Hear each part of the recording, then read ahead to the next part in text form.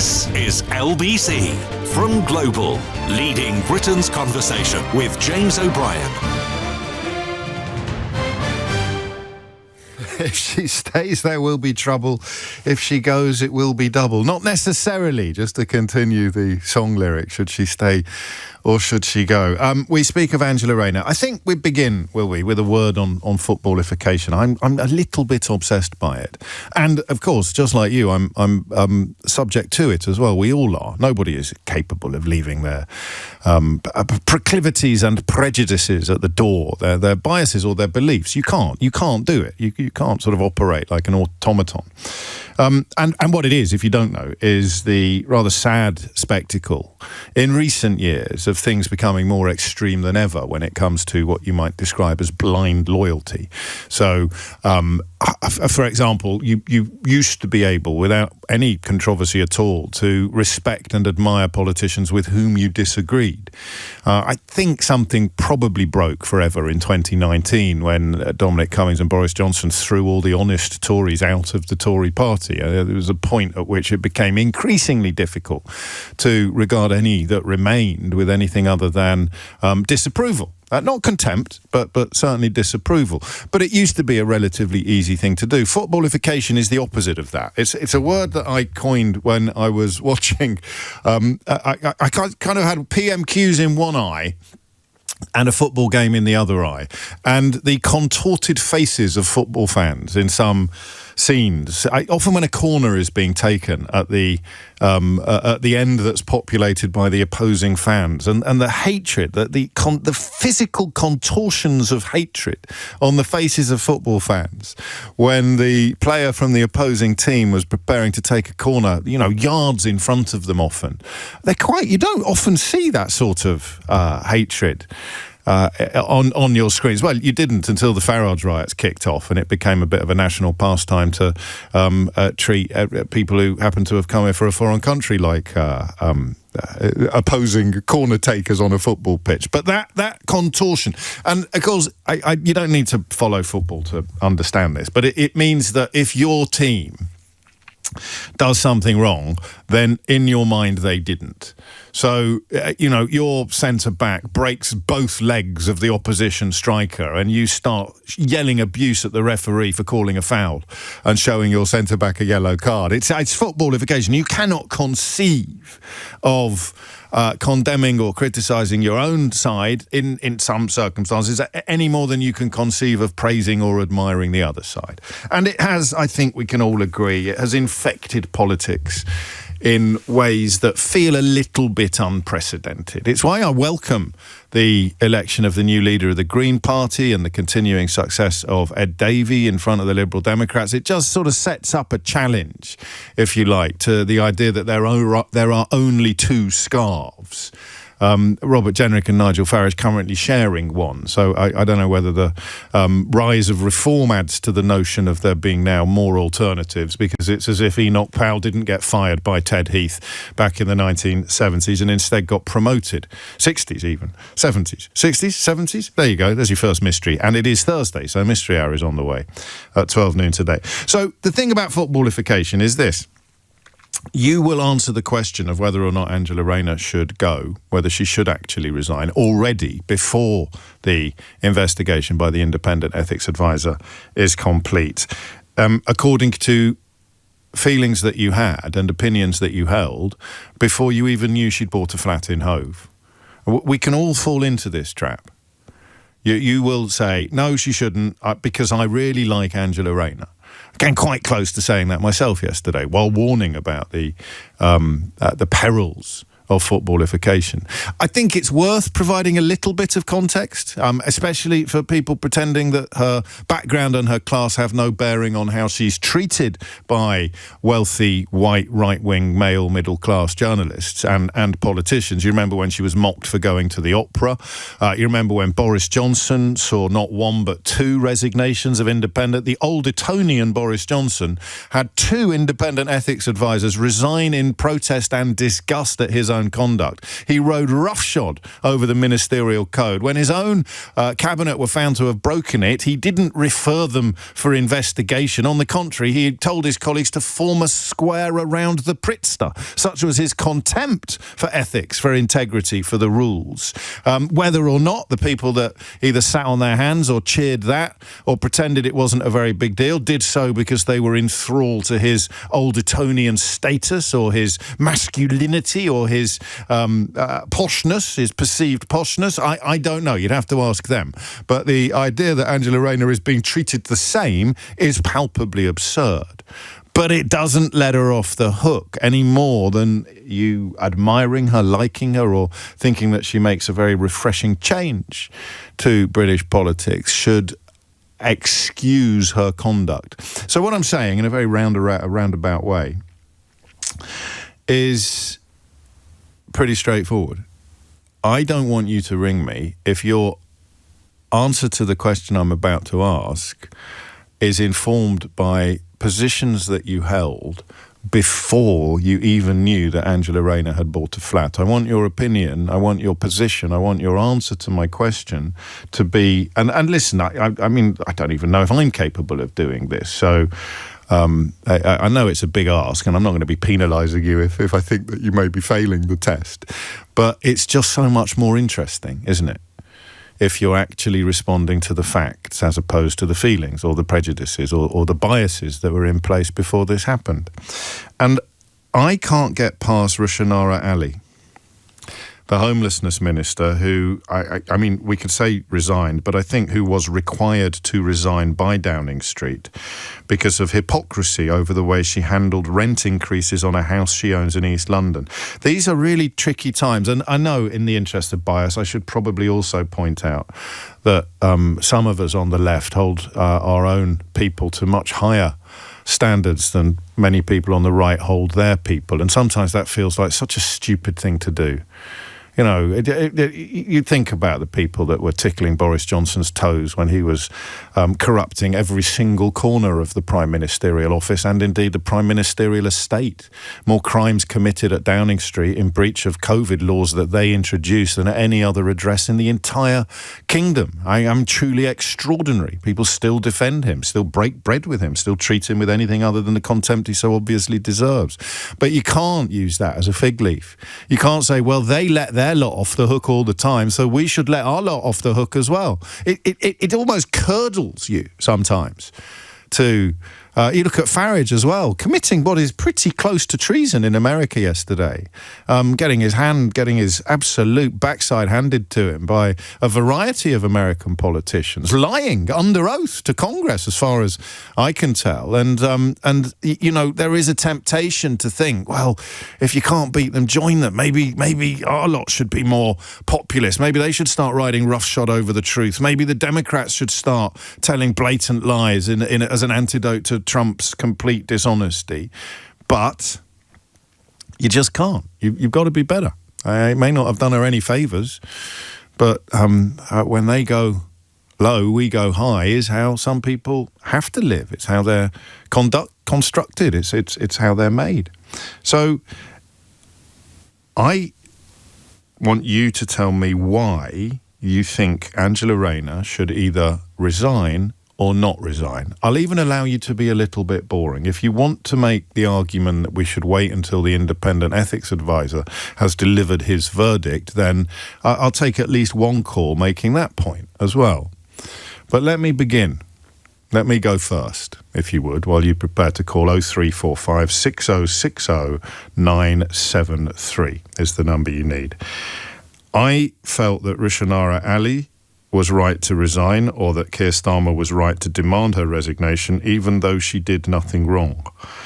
And that sounds odd, doesn't it? But there was this, and the more you found out about what happened, if you don't remember the story, it was only last month. She was trying to sell her house. She offered the people staying there the opportunity to have a sort of rolling contract, which would mean that they'd have to move out the minute that the sale was completed. They said no. They moved out. She failed to sell the house, so she relisted it as a rental property, and the agency that were handling the deal advised her that she could charge quite a lot more per month than she had been charging her previous tenants. One of the previous tenants went to the papers, understandably aggrieved that an actual homelessness minister had contributed to a phenomenon that contributes to homelessness, i.e. sort of gouging rent or raising rent simply because you can, particularly against the backdrop of the previous tenants having moved out. Now, it's defensible, and it is certainly not illegal, and it's entirely understandable, but it stank. And this is where I worry about what you might call anti-footballification. Are some people, myself included, so desperate not to indulge in the kind of prejudice and bias beloved of the right, many on the right and many on the left, actually? That's not a fair question. If you think back to some of Jeremy Corbyn's core support, the idea that he could ever do anything wrong would be absolutely anathema to them. Bless them. You then end up being too critical, a bit like the BBC. You know, when the BBC interview their own people and like the chairman of the BBC ends up having to resign because John Humphrys has given him such a kicking. Imagine how people like Rupert Murdoch or whoever owns GB News or Viscount Rothermere at the Daily Mail feel when they actually see head honchos at the BBC being hauled over the coals by their own journalists to the point where their positions become untenable. It's about marking your own homework much more strictly than you would ever mark anybody else's. And that is a worry. That's what I mean about the hurdle contingent, that idea that you're actually going too far to prove that you haven't got your scarf tied so tightly around your neck that it's cut off the flow of blood to your head. And I want you to tell me if you think that I am doing that today, because I am about to tell you that I think Angela Rayner's position is untenable.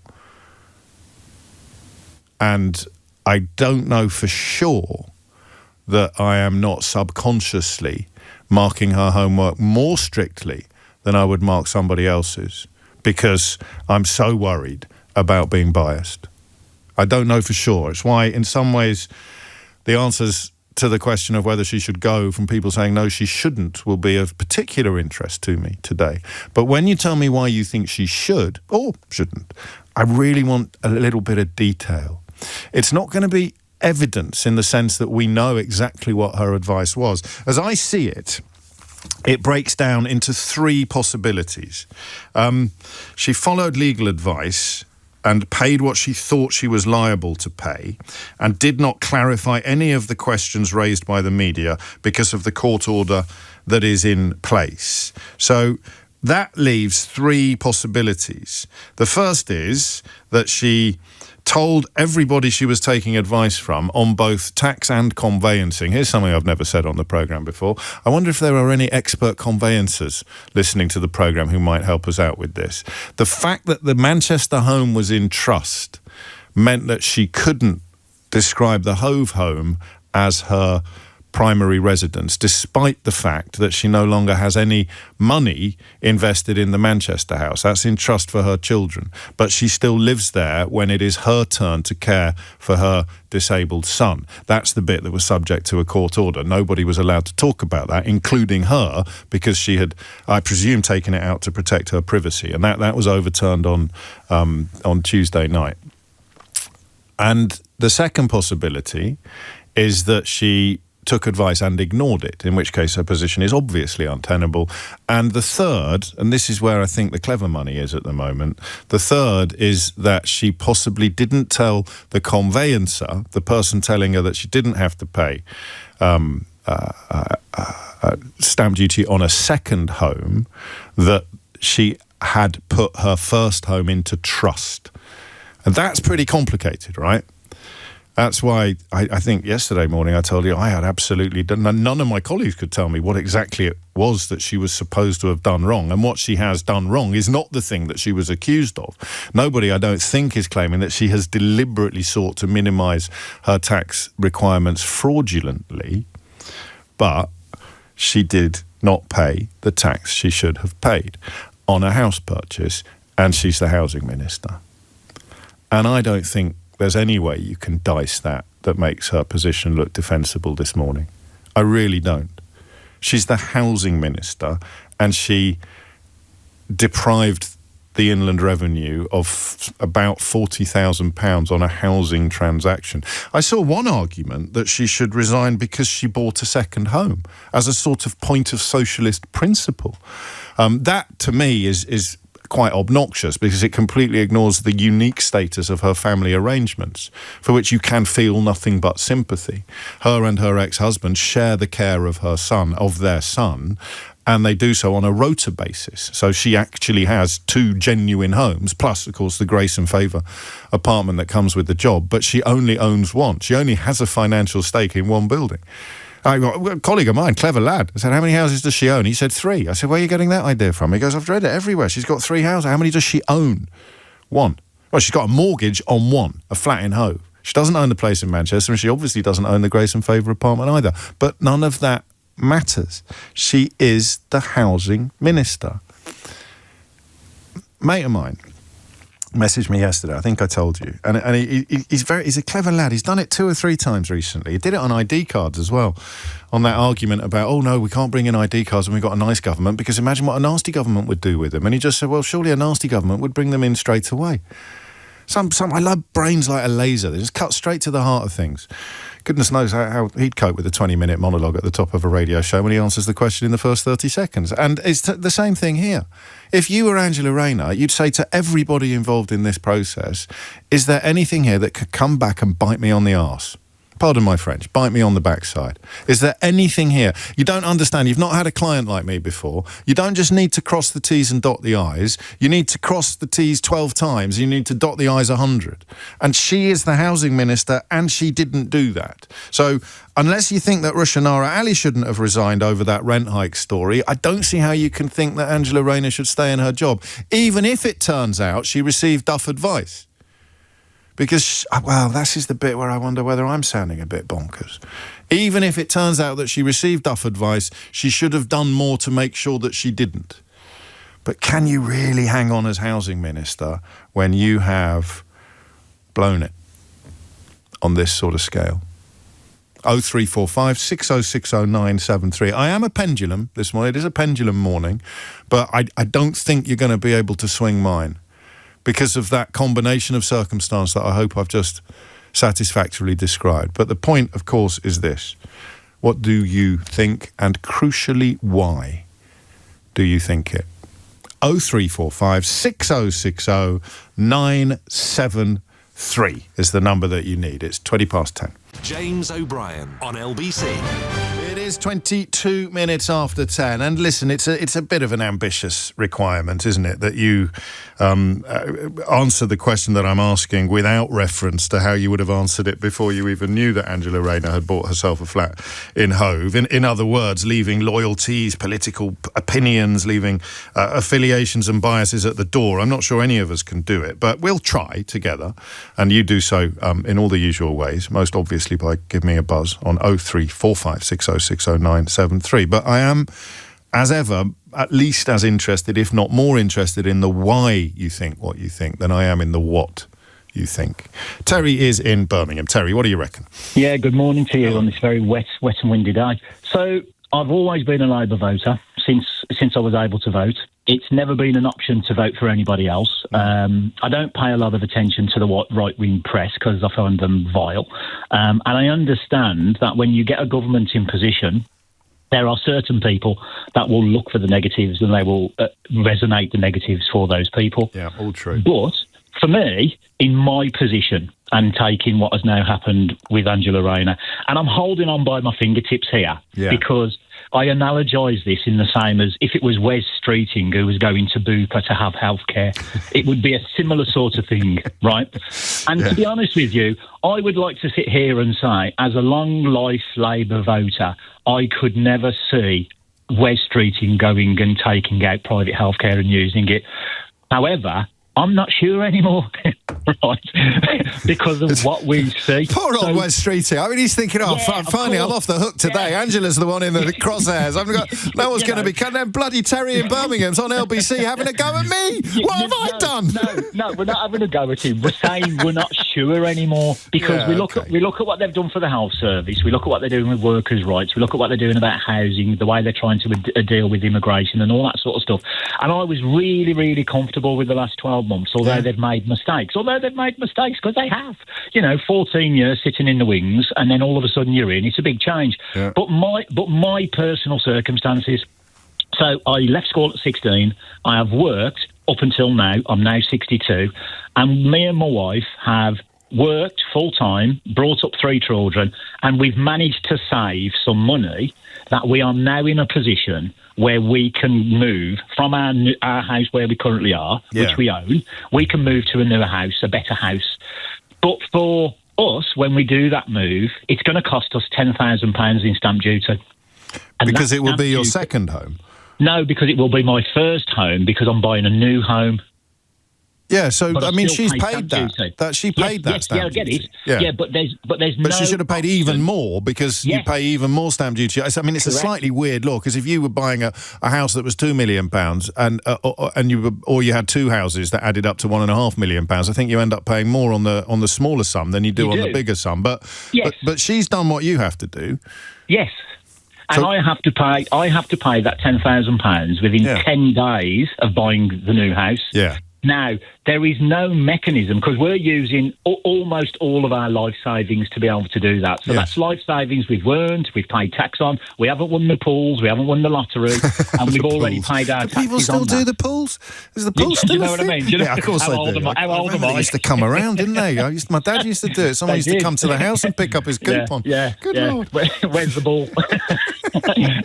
No, but the point is, I've already paid those taxes, and now I'm being taxed for the privilege of spending my life savings, and there's no mechanism for me to sidestep that or to bypass that. Yeah. But I can assure you that if I was Angela Rayner and I was the housing minister, I would not have made this mistake. Really? Because, you're the housing minister. You've already said it. And although there are fiddles to the taxes, the Conservatives are very good at tax fiddles and all that sort of stuff that they've done in the past. For sure. The Labour Party are not the Conservative Party. They are diametrically opposed to what the Conservatives stand for. They are the complete polar opposite. And surely to God, when she had those conversations about what she was doing, as complicated as it was, she must have thought to herself, this just doesn't sit right. I don't know that I agree with the last bit. I mean, what happens if it is published, if it is investigated by the ethics advisor, and he says, no, she really was told by people that she could reasonably be expected to follow their advice, that there was no problem here. It's the conveyancers who told her that, and then the tax advisor that she's asked independently, subsequently to look into it, has said, no, actually, even though you don't have a financial stake in that house anymore, because you go there to look after your son and you put it into trust for your son, it is still your primary residence. Yeah. If you speak to solicitors and you speak to conveyancers, they will never tell you anything definitively. They will only give you advice and guidance, right? We're finding that out when we're asking them questions about our conveyancing. They won't give a clear answer, yes or no, on anything. This is the bite my backside school of thought, isn't it? She should have. Yes. I mean, we are not Angela Rayner, so we would not be required to ask again and again and again, is there anything here that could even be perceived as dodgy? Yes. Exactly. You would have thought at the cabinet meeting she would have got a top advisor or top civil servant. She couldn't do that. She can't do that because it's a private. It's nothing to do with her political life. So I mean, it is. And again, that maybe will sway some people in the opposite direction because there's no one suggesting that she's abused her office or that she has. Definitely done any of the things that we were listing on an almost daily basis when Boris Johnson was Prime Minister. But, yes, exactly. But she should, as a private citizen and the housing minister, recognise that the job makes the bar higher for the human. Yeah, no, exactly. And as I said, all of this and all of the stuff that's led up to this, because it's cumulative, is just making it very uncomfortable for me when I walk into that ballot box. Yeah. And my view is I'm probably going to vote Labour at the next election because I think they're on the right track. Yeah, I do too. But power corrupts, doesn't it? You know, there's an old saying, power corrupts. And it does, and that corruption is generally money. And, you know, it when can you've got be. a lot of money sitting around. And so if this was my first house, I mean, if something is too good to be true, if something looks too good to be true, it probably is, isn't it? Yes. Okay. When's the house move, Terry? Do you know? Have you got a date? We haven't got a completion date. It's probably going to be Christmas, so we'll be busy doing that over Christmas. Well, best of luck with everything. I'll try and tune in, though. Well, yeah, you make sure you do. Best of luck with everything. Quite a stressful time. Cheers. Thank you, Terry.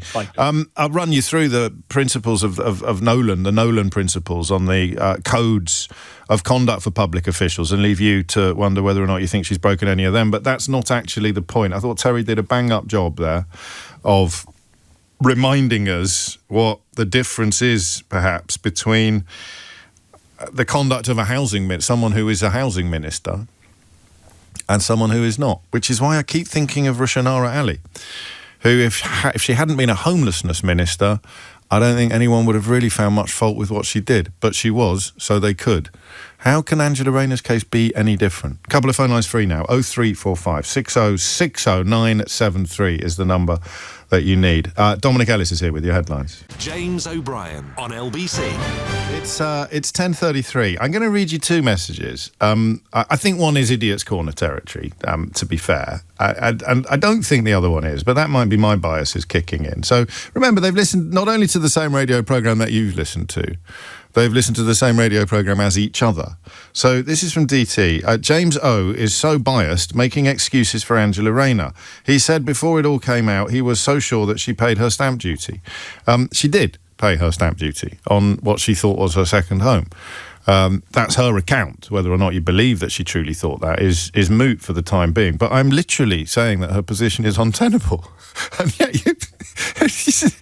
Angela Rayner must go, says James O'Brien. Why is he making excuses for her? He's so biased, says this soon-to-be an Idiot's Corner character. Because Dougie listened to exactly the same programme and writes, "You're sounding daft, James."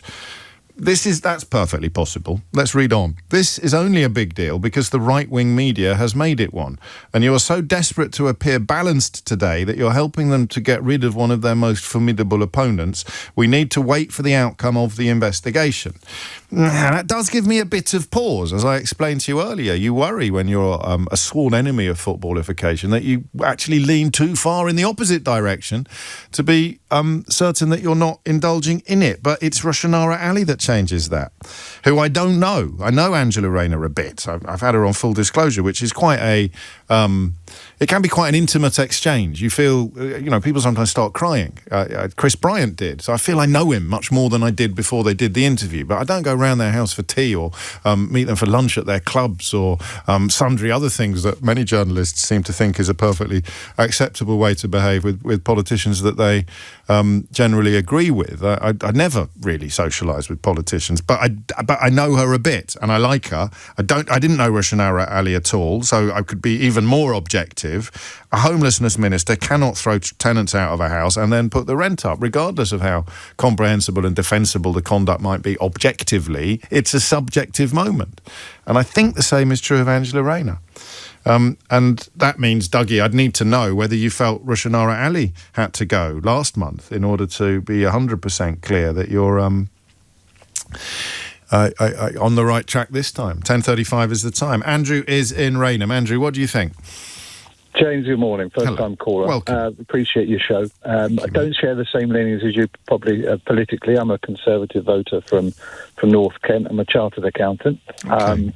So that's my perspective. I wouldn't naturally support Angela Rayner from a position of her politics. Sure. But what I would say is I appreciate that she is pretty much a staunch socialist. She strikes me as somebody who we benefit from having in Parliament because of her views, and the fact that she by nature strikes me as somebody who believes in what she does rather than is there for a career. So by that nature, it's footballification that we're even talking about this subject. She's taken advice. I know the nature of that that part of the world. It may be slightly complex, and the conveyancing solicitor probably has relied upon a declaration from her. So she's taken advice. It's wrong, and unfortunately, she's had to declare that that's a change. And it's only by its nature that she's a housing minister. She's a housing. It's only by its very nature that she's in a position of power that we're talking about this, and it's untenable. I understand what you're saying, but do we hold her to the same level of account as we would if it was the Treasury, or if it was, even the NHS, who benefit from some of the stamp duty funds that come there? It doesn't. I disagree with you on that. I did know it's her brief. It's her brief. It changes everything, doesn't it? No, well, look, okay, it's a tax. So you say it's a tax on housing, but therefore it's a housing matter. Yes. But she's taken advice, and from the position I take, which is not one that would support and probably would benefit from her not being in Parliament, from a Conservative perspective, I still think we benefit from having people like that in Parliament. I think it's a real shame. She's not going to be leaving Parliament. We don't need to worry about that. And I mean, I don't know whether she can stay on as deputy leader and not be housing minister anymore. That is. That's a fair bit down the road at the moment, and I think you're elected as deputy leader, aren't you? It's not a position that is appointed by. I take your political. I think Keir Starmer makes her deputy prime minister. That doesn't go with the territory, but deputy leader of the Labour Party is elected by the Labour membership. So right. I mean, there are a few plates spinning already. But you remind me, Andrew, that you can look at this through a variety of lenses, and yours is possibly more objective than mine, but it ignores the perceptions, the political perceptions. It's interesting. You're a Tory. You think she should stay. Terry in Birmingham is a lifelong Labour voter, and he thinks she should go. And somewhere between those two positions, I sit at the moment. I would naturally be right-wing, I'd say, probably, but rather than Tory. I don't know if that's... But fair enough. But you're seeing it in an entirely clear-eyed way, and you don't think that. I mean, unless it turns out she's lied about the advice she received, or she has been given conflicting opinions and she's chosen the one that saved her 40 grand, and then your position becomes a lot easier to that's a true position. For me, of all the people I see in Parliament, I get the impression she's least likely to be the one that's doing that. Yeah. I think she's probably pretty straight with us, and that's why I kind of object to this being something where she'd lose her role, because if we've got people like, and we desperately need more politicians that have an opinion and follow that. A sort of authenticity rather than a weather vane Robert Jenrick style approach to everything.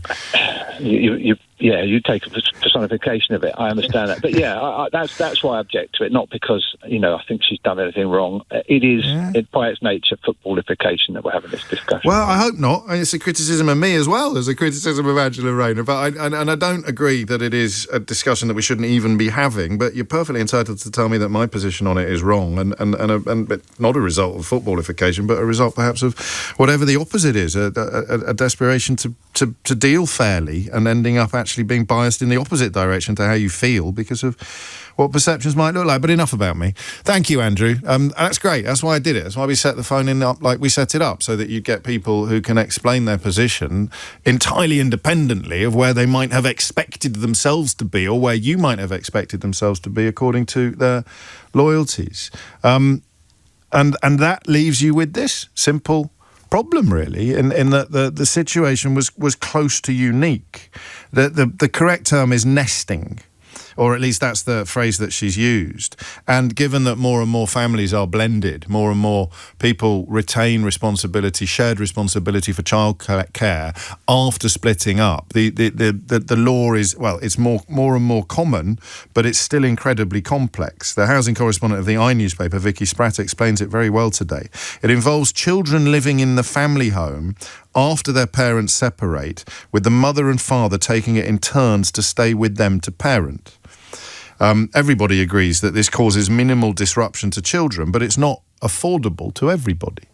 In order to set up a nesting arrangement, you need both parents to be able to afford another home. You've got to be reasonably wealthy to do that. And in order to ensure that neither parent has a bigger slice of the old home, you put it into a trust, effectively, for the children. So that is what she's done. And when she was asked, what is your primary residence, she presumably she presumably presumed that the place that she lives in, or the place that is her home all the time, was her home, not the place that was her home when she was looking after her son. But again, Andrew's contribution notwithstanding, if you're housing minister, you say, actually, I better just really triple check this. A normal person checks it, right? A particularly conscientious person double checks it. A housing minister triple checks it. And then you're left with the problem of, well, she didn't triple check it, because if she had, she'd have got the advice that she got this week from a tax advisor. How big an offence is not triple checking? If you think she lied, she's toast. She's gone. If you think that she cut a corner or looked the other way, or kind of felt this is a bit too good to be true, I'm not going to ask any questions, then she's toast. She's got to go. But if she acted entirely in good faith and received bad advice that she followed, how big an offence is that? And again, it's only, 60-40, but it's 60%. If you're housing minister, the answer to that question is different from what it would be if you were Minister for Culture, Minister for Sport. I don't know. Maybe I'm wrong. And if I am, you can tell me. Aubrey's in Glasgow. Aubrey, what would you like to say? Yeah, good morning, James. Hello, first time caller, daily listener. Welcome aboard. I love the name Aubrey. One of my dad's old mates was called Aubrey. He was, funnily enough, he was a Daily Mail journalist. Oh, well, don't. We won't hold that against you, though. Carry on, Aubrey. I won't even give my cat the Daily Mail. Right. Yesterday, I listened to the interview on Sky News. Yes. And she came across as sorry. Yes. And I was thinking, right, okay. I saw the entertainment at PMQs with Kemi trying her hardest to be good, but she failed again. Bless her. And what struck me was that I was channel hopping. I said to your the person who took the call, I was channel hopping around, and I unfortunately I got stuck on GB News. And that's what they all say. There was a guy on there. I think it was the political editor for the Daily Telegraph, who compared her to Matt Hancock, of all people. Right. And I was thinking, hang on a minute, nobody died. Yeah. Matt Hancock was going on TV daily, telling people what to do, whilst he was doing what he was doing behind closed doors, and then coming out saying, we're putting a protective thingy around care homes, whilst he was going off doing what he was doing. And I just thought that's hypocrisy at its highest. And he didn't actually say that she should go, but the implication was there. So in context, I think what she's done is wrong, and she's admitted it pretty much. Yes, and she has. She's taken bad advice. She says, and we'll take that on trust until we've got any reason not to. Exactly, but comparing her to Matt Hancock, who, to me, is... Yeah, but I mean, just to be the devil's advocate, let's pretend that you hadn't accidentally tuned into GB News. You sound a bit like that fella who became an internet meme after they got sent a big bill for pornography on their telly, and post for the local paper saying, we don't know how this happened. There's a picture of a very angry-looking woman and a very sheepish-looking man in the local news. I accidentally tuned in. But presume that you hadn't done that. Leave Matt Hancock out. Leave Matt Hancock, leave the Daily Telegraph journalist out of it completely. What was wrong with your original instincts? I was kind of like, I don't think it's that bad. I mean, there's far worse things, but something must have led me to... Yeah. Well, it may have been the coverage, which has been a little bit hysterical. And I just thought, are you actually being serious? Are you actually comparing her to Matt Hancock? Yeah. Who, during a national pandemic was doing what he was doing, and then coming out on TV nightly, or more or less nightly, lecturing us about behaviour. I think I can see the pertinence of this. Some people will hear whataboutery. It's got nothing to do with what Boris Johnson did or with what Matt Hancock did. And him as well. Yeah, no, and him as well. I think it's very odd to have a conversation about the ministerial code without referencing the Prime Minister who set fire to it on so many occasions that two independent advisors resigned in disgust at his disgraceful conduct. But it doesn't excuse anything that Angela Rayner has done. You don't go easy on a murderer because they only killed one person, and the fellow who was in the dock last month killed 50. It is, I don't know, an isolated incident. Well, it's an incident that has to be assessed in isolation. But there, I hear you. I get the rejection, if you like, of what you're being told to think by much of the media. And this morning, perhaps me included, 0345 6060973 is the number you need if you want to tell me why I need to give my head a wobble. What we haven't done yet is hear from a conveyancer. I mean, I don't know. A conveyancer is the kind of people who ring radio phone-in programmes? I mean, what in this situation can you conceive of her version of events? I can. A few of you telling me now that once I've explained what nesting is, and it wasn't my knowledge, it was Vicky Spratt, the housing correspondent at the newspaper, whose insights I relied upon. Once I've explained what nesting is, you've actually changed your opinion, and you completely understand why she would have thought that the flat in Hove was her first home and the house in Manchester was not her first home for this purpose. But what would a conveyancer say? How do you, as a professional, how do you think this happened? Because Dan Needle's brilliant on this. He's become the sort of patron saint of tax insights, and I think he led the line on the Nadeem Zahawi scandal, which some people, to go back to the last fellow's point, some people are trying to compare Angela Rayner to Nadeem Zahawi, which is a bit of a stretch, unless £40,000 and just shy of £3 million, and deliberate misleading as opposed to, or deliberate obfuscation as opposed to what appears to be a regrettable mistake are the same. But resignation still seems to me to be the correct course because she's housing minister. I don't know. But as a professional, what would you be? A solicitor, a conveyancer, a tax advisor? Can you conceive, do you buy the story? I'm almost going to ask you. Does this seem feasible to you? I think for the first call, it was Terry in Birmingham saying that you never get a definitive answer from these people because they're always covering their own backs. What do you think might have happened as somebody who works in this field? 0345 6060 973 is the number that you need. And it doesn't matter that the trust was not set up to avoid tax. The course of behaviour was not undertaken in order to deprive the Treasury of its due. It was one thing led to another. The trust was set up because of this nesting practice that is increasingly popular, and because the trust had been set up, she thought that Hove was her primary residence. I think the biggest smoking gun would be if she didn't tell the conveyancers handling the Hove purchase about the house in Manchester that's in trust. That if she doesn't go, and I don't think she will, by the way, but that would be the thing she wouldn't be able to move past. So you have to presume she's confident that's not what happened. But if you work in the field, there's room for your call on this, just from a professional perspective, on the plausibility or the likelihood of this sort of situation arising. It's just coming up to 10 to 11. James O'Brien on LBC. It's 10:52. You are listening to James O'Brien on LBC. It's also Thursday, of course. So Mystery Hour will be on the way at 12. Acts of God notwithstanding, or possibly ministerial resignations notwithstanding. The big enough story does change the running order. And I'm minded to continue with elements of this conversation until then, but with a rather large side order of Nigel Farage having a bit of a nightmare. I couldn't. He ran away from questions at a congressional hearing in America after it didn't go quite as he planned. Unlike when he's interviewed by many British journalists, they didn't let him answer a question he hadn't been asked. I don't know whether you've ever noticed this with Nigel.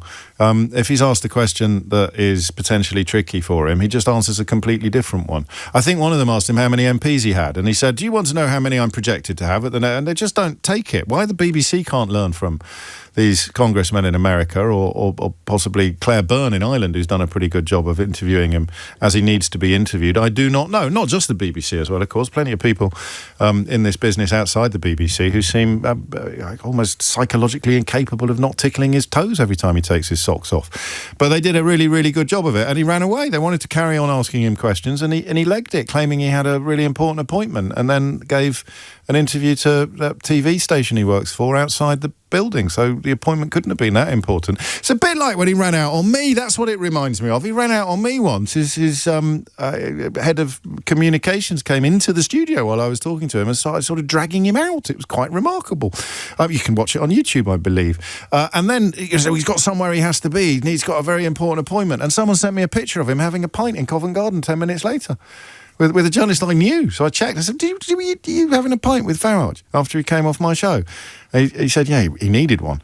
But that was the really important appointment. Had a really important appointment with a pint. So I wonder what the really important appointment was with yesterday. A president, perhaps, or a pint, or a microphone from a television station. So he had a bit of a nightmare, it's fair to say.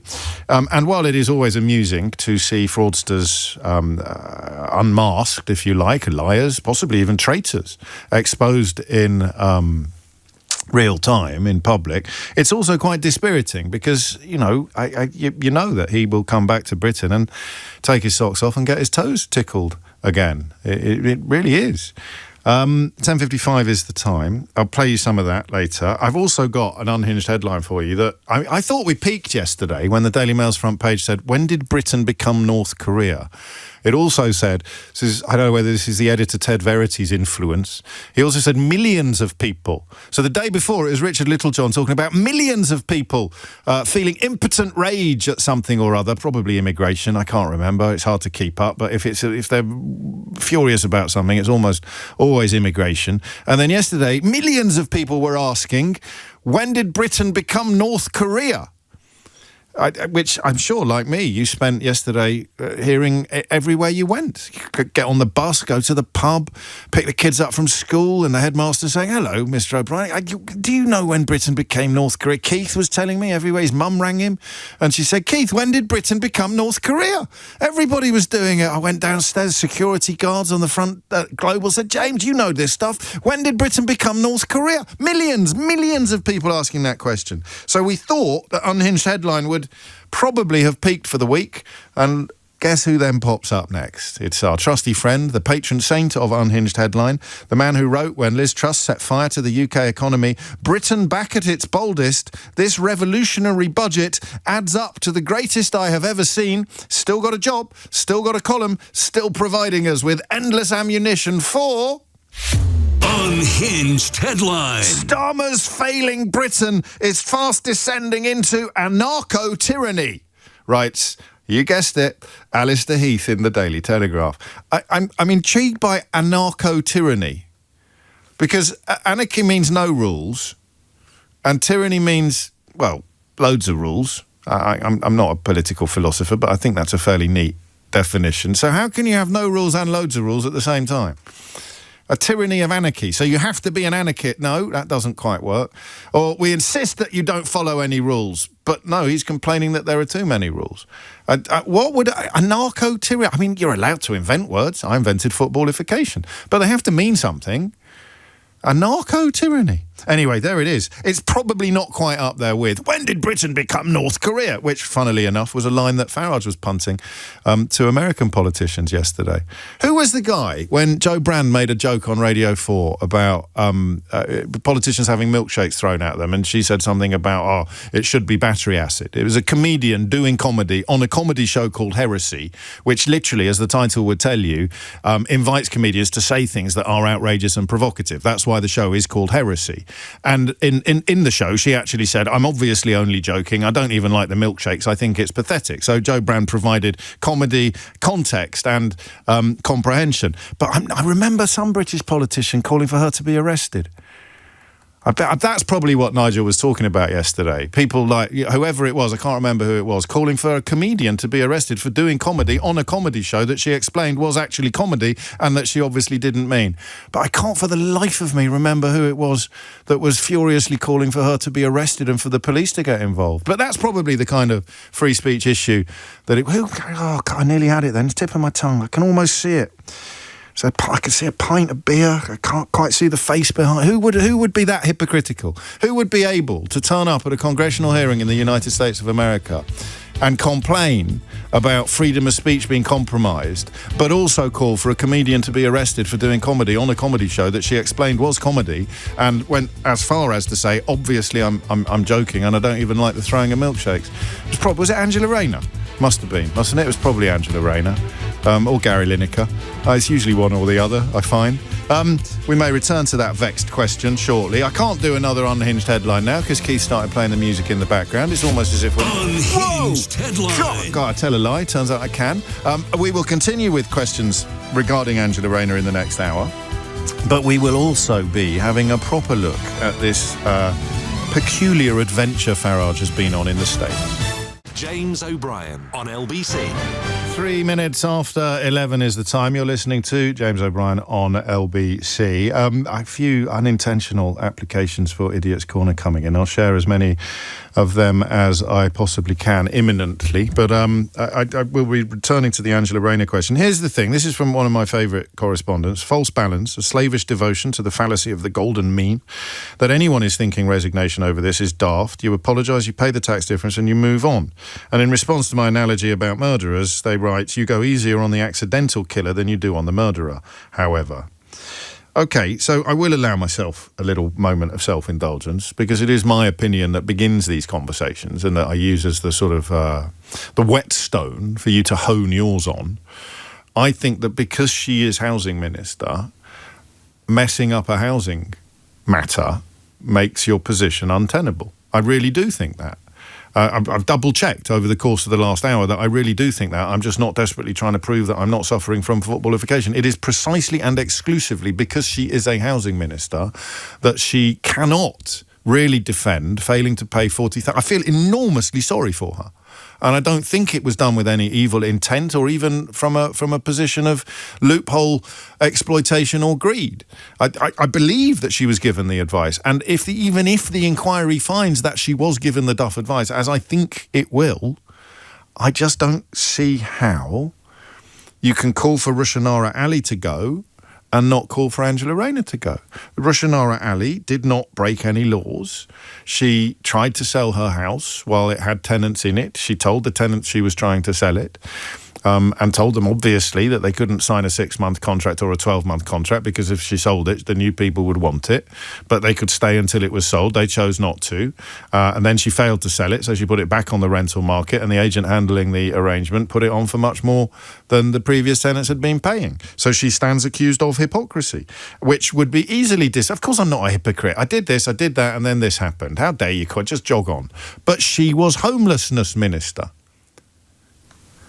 And therefore, the problem is 100 times bigger than it would have been for any other politician, let alone any other person.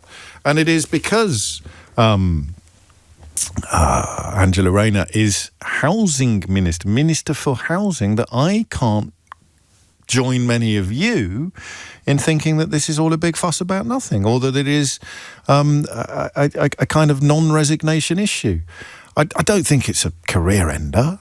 It's one of those resignations that only politicians can do. It's a few months on the back benches or a few months in the shadows, and then back to the position of prominence again, and then re-promoted back to a position of prominence. But I think that's what the public deserve now, especially this isn't whataboutery, especially after the awfulness, the moral and political corruption of Boris Johnson and his mates. That's what Labour promised. They promised to be different. That's why Starmer has had so little truck with politicians who've put a toe wrong, let alone a foot wrong, including Rushanara Ali. And what was the other one? It'll come to me in a minute. Liz, someone? I've got you know who I'm talking about. But politicians who wouldn't even have troubled the scorers in a Boris Johnson cabinet, but who ended up losing their jobs in a Keir Starmer cabinet. I feel sorry for them, but I welcome the change. I like the idea of a independent ethics advisor having teeth again, of politicians being required to refer themselves to the independent advisor on ministerial ethics, and if they're found to have broken any, then they go. And it is precisely because Boris Johnson, with the connivance, encouragement and toe-tickling of countless journalists in this country, was able to destroy so much that Keir Starmer's job is to repair it and restore it. It's not working. Farage's popularity proves that chiselling grifters are still capable of hoodwinking most or much of the British public, but Starmer's job was to do better. If he fails, he fails, but his job is to try to do better. And he is trying to do better, and he seems to have treated Angela Rayner differently from how he has treated other ministers, up to and including, and most obviously, I think, Rushanara Ali. So I'm not married to this position, but I am going to take a lot of dissuading from it. 0345 6060 973 is the number that you need. And even if it turns out that she had duff advice, this is the second bit of my position, it was her job to make sure that she didn't.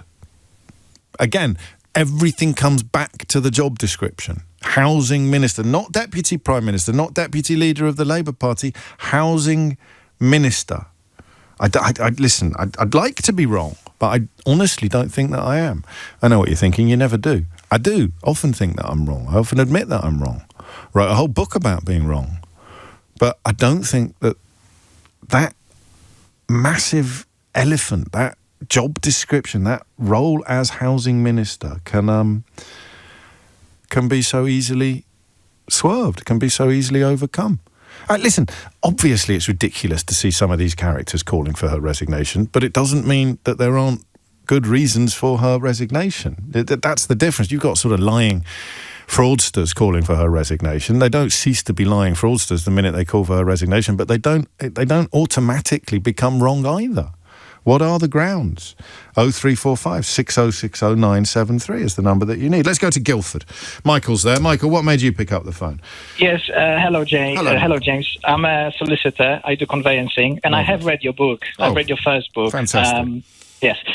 So my very first assignment as a paralegal 18 years ago was they sat me down and they gave me a stamp duty land tax return to complete. Okay. And back then it was very simple. As to how much stamp duty you had to pay was based on a simple percentage of the property value. Yes. But since then, the whole system has become very complex and quite convoluted. So now you have to check whether the client has any other properties.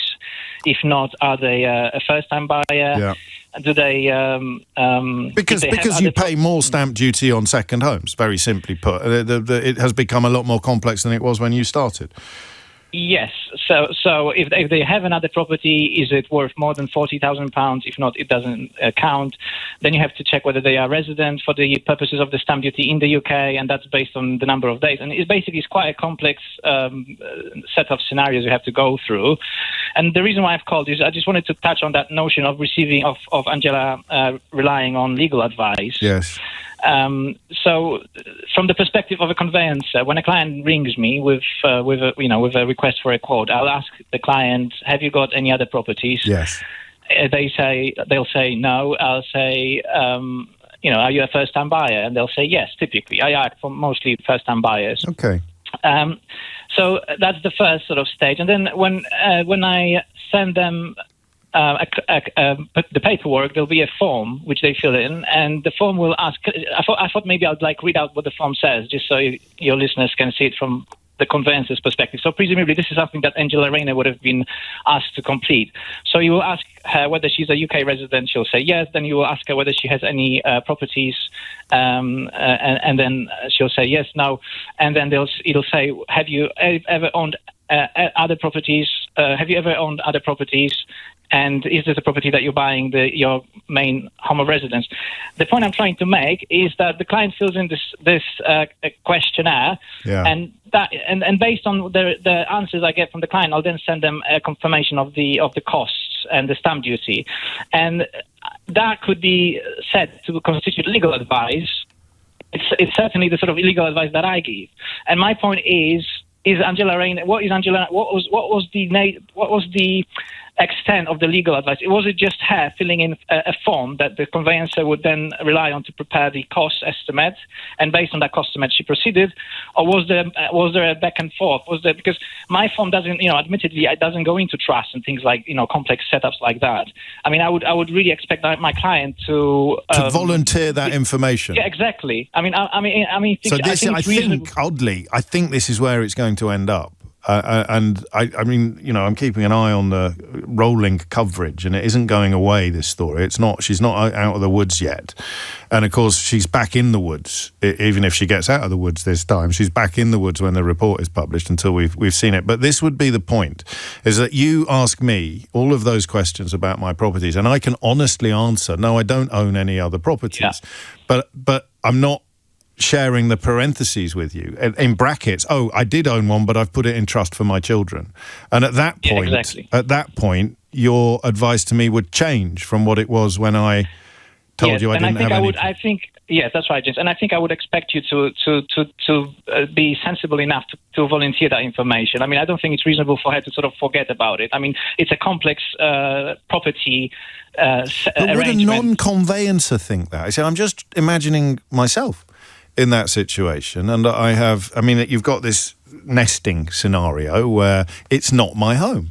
My children live there, and my ex-husband and I take it in turns to move there from our home to look after them. But it's not my home, and I put it in trust. I don't have any financial stake in it. Why would I mention it to you? You would mention it, James, because if you're buying a property, you will, in your mind, be thinking property, and you will. It's unnatural not to mention. Oh, by the way, what should we do about this setup I have?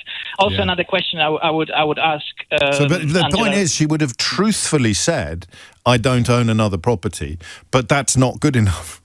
I mean, you would think really to mention it. Yes, I think you would. Okay. Here's the question for you then, Michael. If she did mention it and she then got bad advice, should she resign? Yeah. I think she should resign. What? But it's your fault. Yeah. I know, exactly. It's always my fault. If it's not your fault, it's my fault, mate. Don't worry. Yeah. But even if she said, I've put a house in trust and a conveyancer because it's still quite complex and quite new, hadn't dealt with this situation before, I said, I don't think that makes any difference at all. Sorry, if she did discuss the trust with the conveyancer and they gave her the wrong advice. Okay, well then that's more. Yeah, sorry. If that's the question, then I don't know. It's for the ethics committee or whatever. But if what she did is what I suspect she might have done, is just been sort of very a sin of omission. Yeah. Then it's game over. Yeah, I think she should be. I think she'll be gone this time next week. And I give you credit, James, because I think you've changed your tune slightly. I think yesterday I was a bit upset with you because, as much as I respect you, I thought you were sort of being a bit soft on her, and you were trying. I think. Well, I hadn't got the facts. And also, when right-wing media is setting fire to people for various sins, up to and including the fact that she's a woman and working class, then my defensive instincts kick in. But my job is to make sure that they don't sway me unduly, and I'm grateful for your. But unless I'm wrong today, Michael. Yeah. Last thing I wanted to say is, what about the people that set up the trust for her? Did they not say to her, "We've set up this arrangement for you, and by the way, this will affect your. This could potentially affect your stamp duty status when you come to deal with other properties. When you come to buy a new home. Yeah. This is a variety of scenarios in which her position will be irrefutably untenable, but the one in which it's not, and I know you broadly think she has to go, but if she proves that she received advice from an expert that she didn't need to, that she did have a trust, she told everybody knew she had a trust, and in that knowledge they told her that Hove would still be her primary residence, then she's okay. So my point is, was the advice as simple as her just receiving a quote and saying this is your stamp duty, or was it more than that? Thank you very much, James. 0345 6060 973. For all your conveyancing needs. James O'Brien on LBC. It is 18 minutes after 11, and you are listening to James O'Brien on LBC. During the Brexit referendum, who do you think said this? Vladimir Putin behaved in a more statesmanlike manner than President Obama did in this referendum campaign. Obama came to Britain and I think behaved disgracefully, telling us we would be at the back of the queue. Vladimir Putin maintained his silence throughout the whole campaign. Who do you reckon was bigging up Vladimir Putin and denigrating Barack Obama for daring to offer opinions on the state of British politics just 9 short years ago? I mean, it's a bit rhetorical, this, really. You probably know it. I'll give you a clue. It's the same bloke that wanted Jo Brand arrested for doing a joke on a comedy show that she explained was a joke and then qualified by saying she didn't really mean it and she doesn't even like milkshakes being thrown at people. But it didn't stop Nigel Farage from calling for her to be arrested. Literally calling for her to be arrested. And surprise, surprise, the same bloke attacked Barack Obama for daring to offer an opinion on British politics. In fact, once again, demonstrated his curious love, really, clearly, or admiration of Vladimir Putin, a murderous war criminal and dictator. I wonder what it is about Barack Obama that particularly gets Nigel Farage's goat. It's quite hard to put your finger on what it might be about Barack Obama, the first black president of the United States of America, that would upset somebody with Nigel Farage's worldview.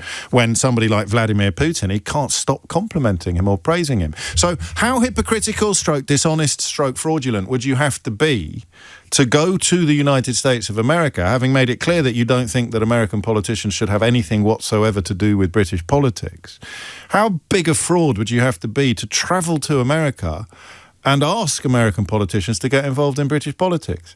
Luckily, some American politicians, including the Congressman for Maryland's 8th Congressional District, Jamie Raskin, can see through Nigel Farage just as easily as you can, or I can, but which many journalists and politicians in this country still can't. So just hold that thought in your mind as you hear Jamie Raskin introduce him to a congressional hearing in the United States, where he was essentially calling upon America to impose some sort of sanctions on the United Kingdom over threats to free speech that would very much include calling for a comedian to be arrested for doing a joke, which is, well, only one person I can, off the top of my head, think of calling for a comedian to be arrested for doing an obvious joke on a comedy show rather than, for example, doing it somewhere where the context is less clear, would be Nigel Farage. He is the man that thinks comedians should be arrested for doing jokes on comedy shows, which they explain are jokes and then qualify by saying, I obviously don't mean it.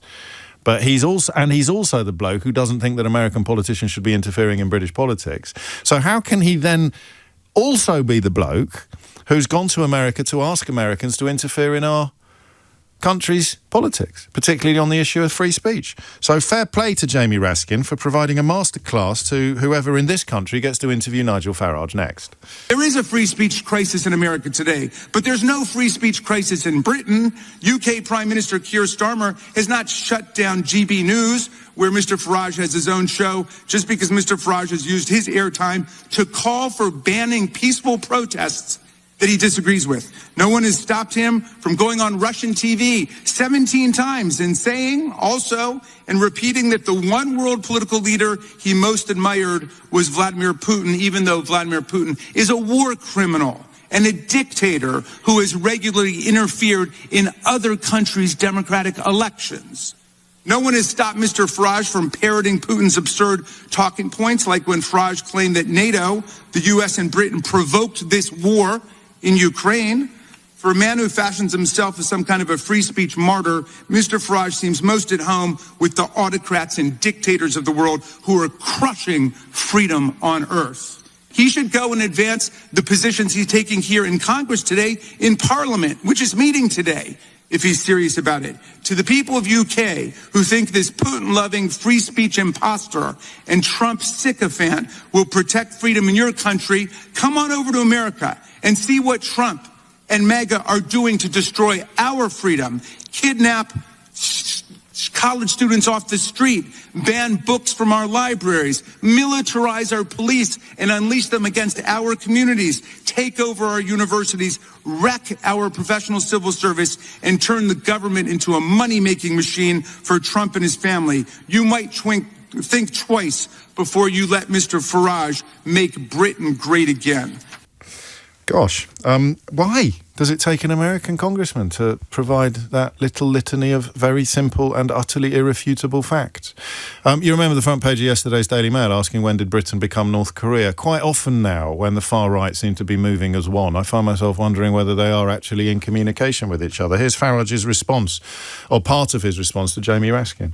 Threaten free speech across the West because of the knock-on rollout effects of this legislation from us or from the European Union. So I've come today as well to be a klaxon, to say to you, don't allow, piece by piece, this to happen here in America. And you would be doing us and yourselves and all freedom-loving people a favour if your politicians and your businesses said to the British government, you've simply got this wrong.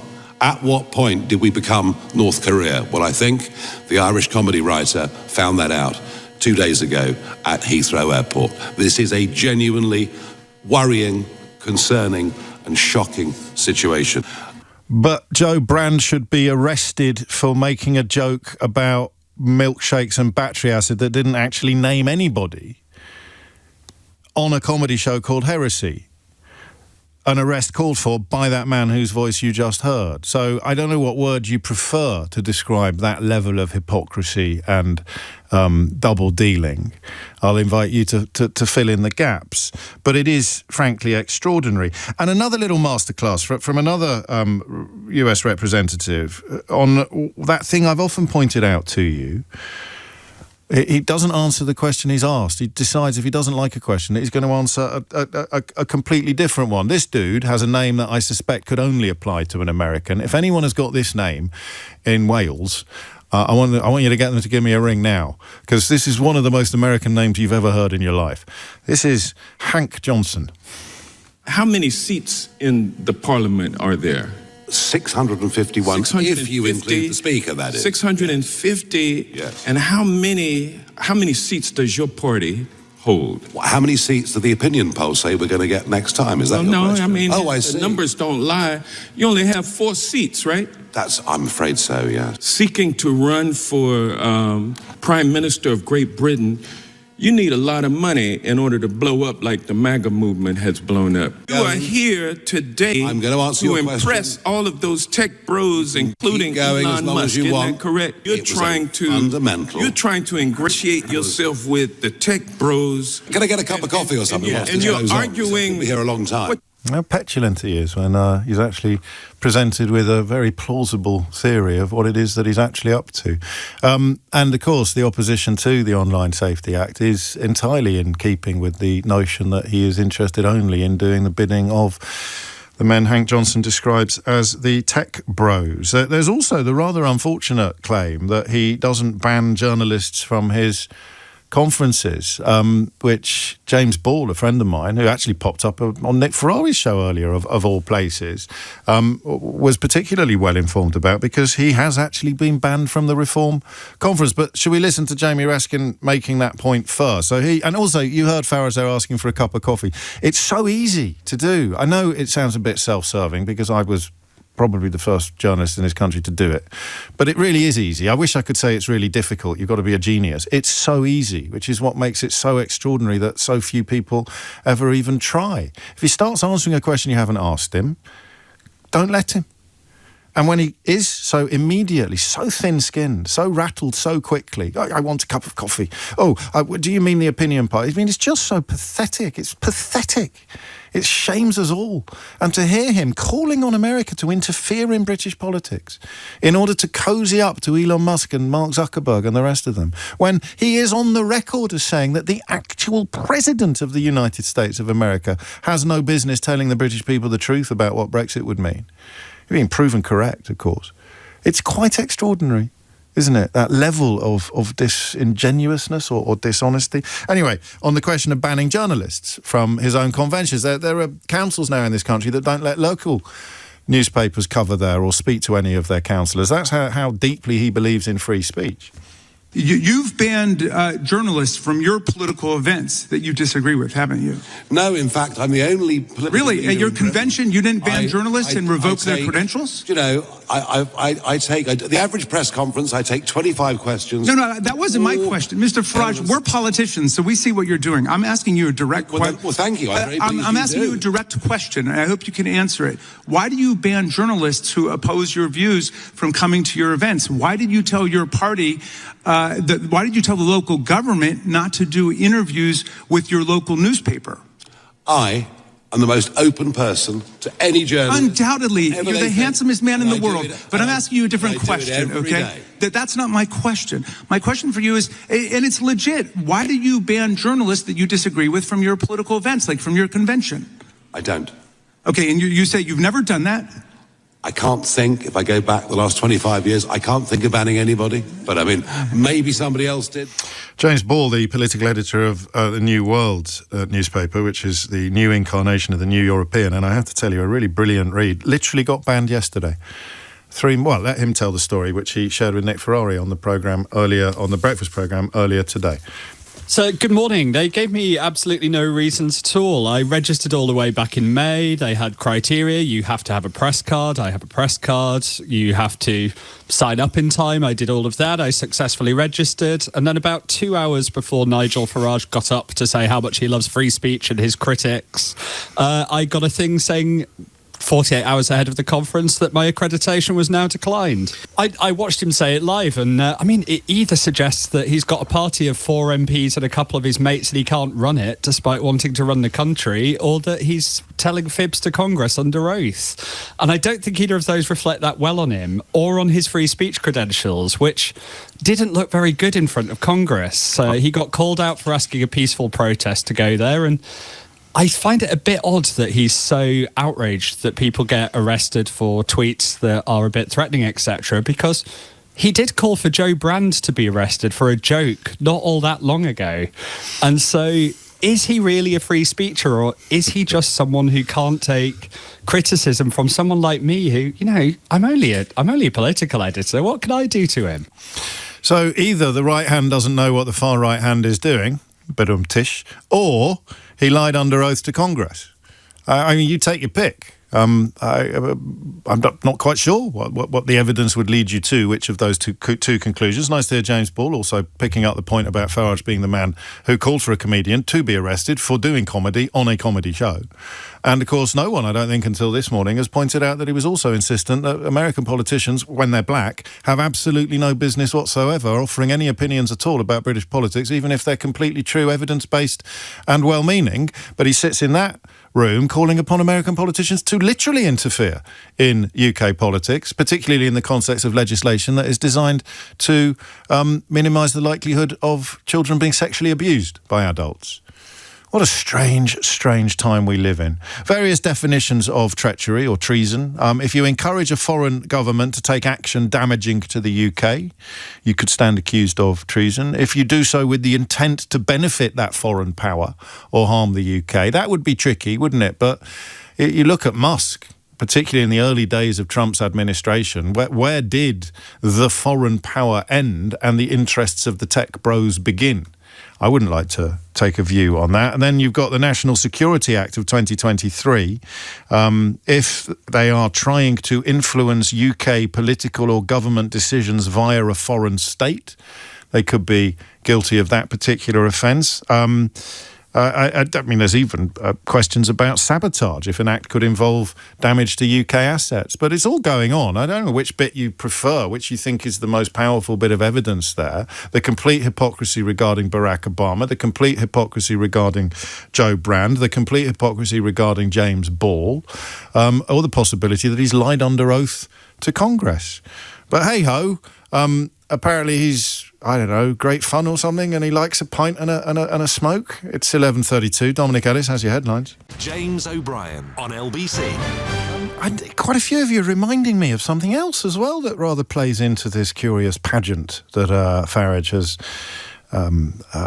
opened up in the United States of America, where he is essentially asking a foreign power to intervene in our laws and our politics to the benefit of potential billionaire donors or supporters in the world of technology, in the world of tech bros. But Femi Olawole wasn't he thrown out of, or at least not let into a Reform UK rally not long ago?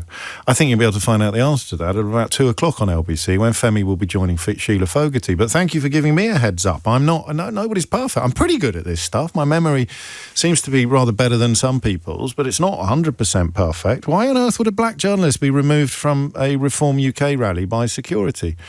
Any more than a black president would be told to butt out of UK politics by a man who then travels to America to beg US politicians to interfere in UK politics. What a tangled web we weave. Well, at least he had nothing to say about parliamentary sovereignty. That would be really embarrassing, wouldn't it? If he'd made a big play about parliamentary sovereignty being really important and then asked foreigners to interfere in British legislation. And the Vladimir Putin love affair continues. 11:37 is the time. Back to Blighty, if you would. I don't know if you were paying attention to Dominic's news bulletin a moment ago. If you weren't, I want a letter from your mum by the end of break today, because you jolly well should have been. But LBC have now seen 3 in separate documents showing that Angela Rayner received precisely the advice that she claims she received. Well, we've heard of the documents. I need to double check whether we've actually seen them or not. Nobody tells me anything around here. And that might swing your pendulum. You know, if her version of events is entirely true, then you are asking whether or not a politician should resign over an honest mistake. And, well, they do. And they should. Amber Rudd, as Natasha Clark reminded us yesterday, being a rather good example of that. She made an honest mistake in her political life, in the House of Commons, not in her personal life, but still an honest mistake has got precedent as grounds for resignation. So we'll return to that question with the constant caveat that I find your opinion even more interesting than usual if it is nothing to do with your political affiliations or your personal proclivities. Christian is in Manchester. Christian, what would you like to say? Oh, hi, James. Hello. I think, bear in mind what you just said, if there is indeed evidence from specialist lawyers in this area that they gave her that advice, I think then it's debatable whether she should resign. I'm trying to... The housing minister. I mean, if it's three separate things, so if she's gone, okay, I've got that advice, and then I've got that advice, and now I need more advice, and all three of them have come in and said you can declare Hove as your primary home, then I would probably actually agree with you. But at the moment, I don't think that's likely to happen. Well, no, and the thing is, I think it's unlikely as well, because, Angela Rayner is somebody who does have very complicated affairs, as she says herself, and, you've alluded to the fact that what if it was me in this situation, and then you've talked about, obviously, things like nesting and so on, which most of us don't know much about. And the truth is, it isn't most of us. She's in a position where she's been involved in setting up trusts, all for good reasons, I'm very sure. But what anyone who sets up trusts finds very quickly is that it's complicated and that it requires a lot of specialist advice. And the thing that the knock-on effect of it is that any transaction that you carry out in your life thereafter that is of significance, it's not sort of a triple check. No, but what would the HMRC say? I mean, if I go to the HMRC after they've pointed out I owe them 40 grand, and I show them letters demonstrating that I received bad advice, I don't think it changes anything from their point of view, does it? No, it doesn't change anything from their point of view, but the first thing you would do, if you're sophisticated enough to set up a complicated system such as as she has, you're sophisticated enough to know that the first person you go to is your trust administrator and a specialist tax lawyer who specialises in trusts. Now, the impression we're getting is that actually she relied more on conveyancing advice. We don't know that for sure, but if she did... I'm waiting to hear. I'm waiting to get the details of the story that my own newsreader just revealed live on my programme that I'm currently not aware of. So I mean, that's the key point, really, I think, is if she didn't go to the correct people, she should have known to go to the correct people. So, so even an honest mistake wouldn't get her off the hook as far as you're concerned? Not then, no, because it's a careless mistake, and it's, we can't beat around the bush. She got a significant financial advantage out of it in the end. Whether she intended that or didn't intend that, if that's the net result of a careless mistake, it's just not going to wash. I can't see really her position being tenable in the face of that. Even if her intentions were good, and it's going to be very difficult to prove whether her intentions were good or bad. Yeah, I mean, I'd give her the benefit of the doubt on that, but I've got no evidential basis for it, and that is I mean, whatever the nice word for a prejudice is, a proclivity. I just don't think that she is. I don't think she's stupid enough to try and pull a fast one on this, which is why I found her contrition yesterday to be completely sincere. But she's very, very upset that she made a mistake. She's not, I mean, obviously she's upset that she has been exposed as having made a mistake, but it's the mistake she's upset about, not the getting caught, as it were. Well, yeah, but as you would say yourself about others, she would say that, wouldn't she? You know, potentially. That's not necessarily my opinion, but it's going to be the opinion of many. Yeah. There's two elements. I think that in political terms, she's done, therefore, because how does she find a way back from it? Well, I think we've answered that question, and I did open the show today by saying it may well be that we should all be saying the same thing, which is let's wait until the inquiry is complete and then make our decisions then. But that's not how politics works. And of course, other other members of Keir Starmer's circle have not been afforded that luxury. Rasha Nara Ali was required to resign because her apparent hypocrisy was so completely at odds with her role as homelessness minister. But to say when her position may cease to be untenable, it would be if the evidence she provides of having received dodgy advice is completely copper-bottomed. And the report is that, or rather a source close to Ms. Rayner has said that she was given 3 separate pieces of legal advice before buying an £800,000 flat in Hove at the centre of the row. They said a conveyancer, this is the crucial point for Christian's contribution, a conveyancer and 2 experts in trust law had all suggested the amount of stamp duty she paid on the property was correct, and she acted on the advice that she was given at the time. I mean, if she proves that both the conveyancer and the 2 experts in trust law said that what she was doing was correct, I don't really know that it would be possible to sustain the arguments I've been making this morning. So yesterday, when I was defending Angela Rayner, she dropped in the middle of the show the admission that she had actually done something wrong, which left me reverse ferreting furiously. And although it was more based on a complete failure to understand what she was being accused of, which I'm a little clearer on now, and now today, having gone after Angela Rayner and suggested that her position is untenable, I'm left wondering whether this breaking news, which dropped in the last few minutes, changes that. Sends that pendulum swinging afresh in the opposite direction, because I kept saying she should have checked and checked and checked again. And in fact, it's almost like she's trolling me. So I said 100 times today she should have checked. A normal person checks. A conscientious person double checks, and a housing minister triple checks. And what have they come out with now? They triple checked. They've got a conveyancer and 2 tax experts to comment on whether or not she was paying the correct amount of stamp duty, and lo and behold, she was. Oh my days. But she has admitted a mistake. She has referred herself to a standards advisor appointed by Rishi Sunak, would you believe? Because Boris Johnson never bothered appointing a third one after 2 standards advisors resigned in disgust at his conduct and his contempt for the ministerial code. Liz Truss wasn't there long enough to bring in an advisor on ministerial conduct, so it fell to Rishi Sunak to actually appoint one. He will be the one that essentially has Angela Rayner's future, I think, in the palm of his hand. We'll be catching up with Simon Marks, I think, after this, on this extraordinary scenes, which probably deserve, in the greater scheme of things, rather more coverage than they've received, of a major British politician, because whether you like it or not, that's what Farage has somehow managed to become, despite being wrong about everything, forever. He appears to have lied under oath to Congress in America, an act I would have thought of perjury.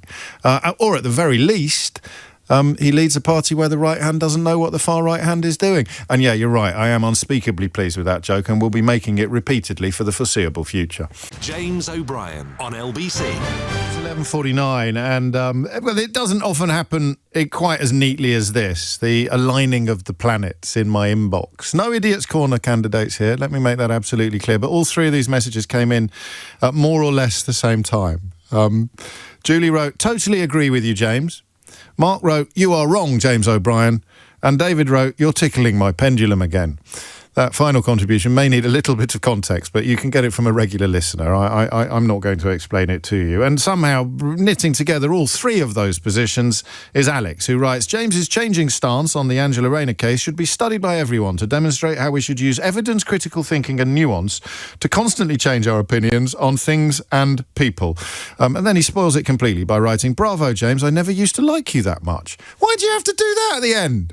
Honestly, I think I'm going to go back to the "I love you, James, but" rule when I'm reading out criticism on the programme. 11:49 is the time. Simon Marks, LBC's Washington correspondent, is here. Well, he's not, obviously, he's in Washington, but he's here in the sense of on the programme. And, well, we're talking about Nigel Farage's rather strange visit to the United States of America. I'm interested in the seriousness of what may have happened, because I mean, we know that James Ball of the New World was banned yesterday or had his accreditation refused. We also know, as Sheila Fogarty will be reminding us at 2 o'clock today with the man himself, that the journalist Femi Olawole was refused entry to Reform UK, a Reform UK event, and yet Nigel Farage swore blind under oath, I think, Simon, that such things could never and had never happened. Yes, and I think it's very important to underscore that, James. He was giving testimony under oath. If people missed this yesterday, Nigel Farage was the star witness, I think it is fair to say, on a panel that was brought before the House of Representatives Judiciary Committee, holding a hearing into what the Republicans, who of course dominate that committee, insist is a rollback of free speech protections across Europe and particularly in the UK.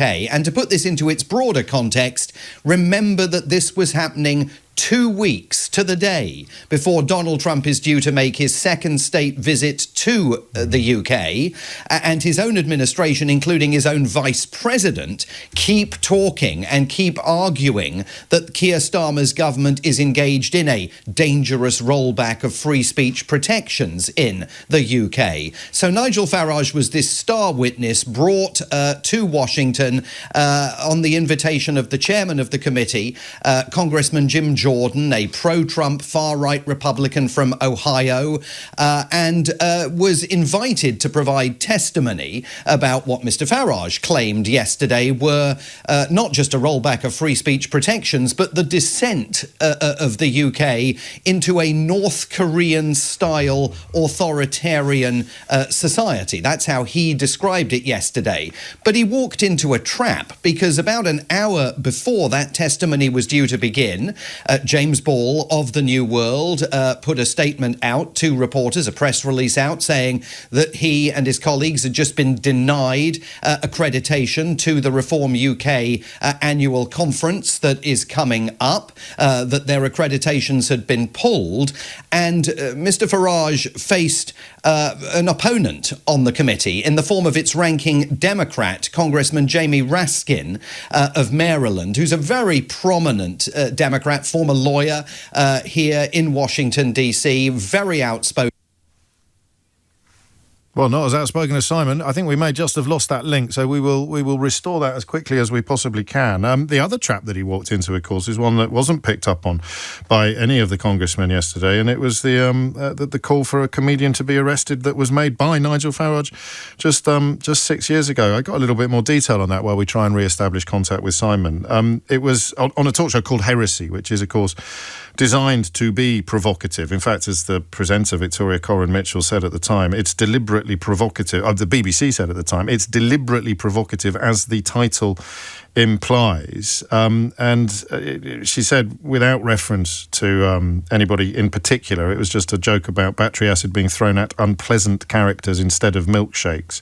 She said, why bother with a milkshake when you could get battery acid? And went on to say that she was joking, that she was not a fan of the milkshake stunts, adding, and I quote, "That's just me. I'm not going to do it. It's purely a fantasy, but I think milkshakes are pathetic. I honestly do. Sorry." And yet somehow Nigel Farage, this great defender of free speech who worries that we're turning into North Korea, called for her to be arrested. Pick up again with Simon. I don't know what happened there. It's probably a conspiracy.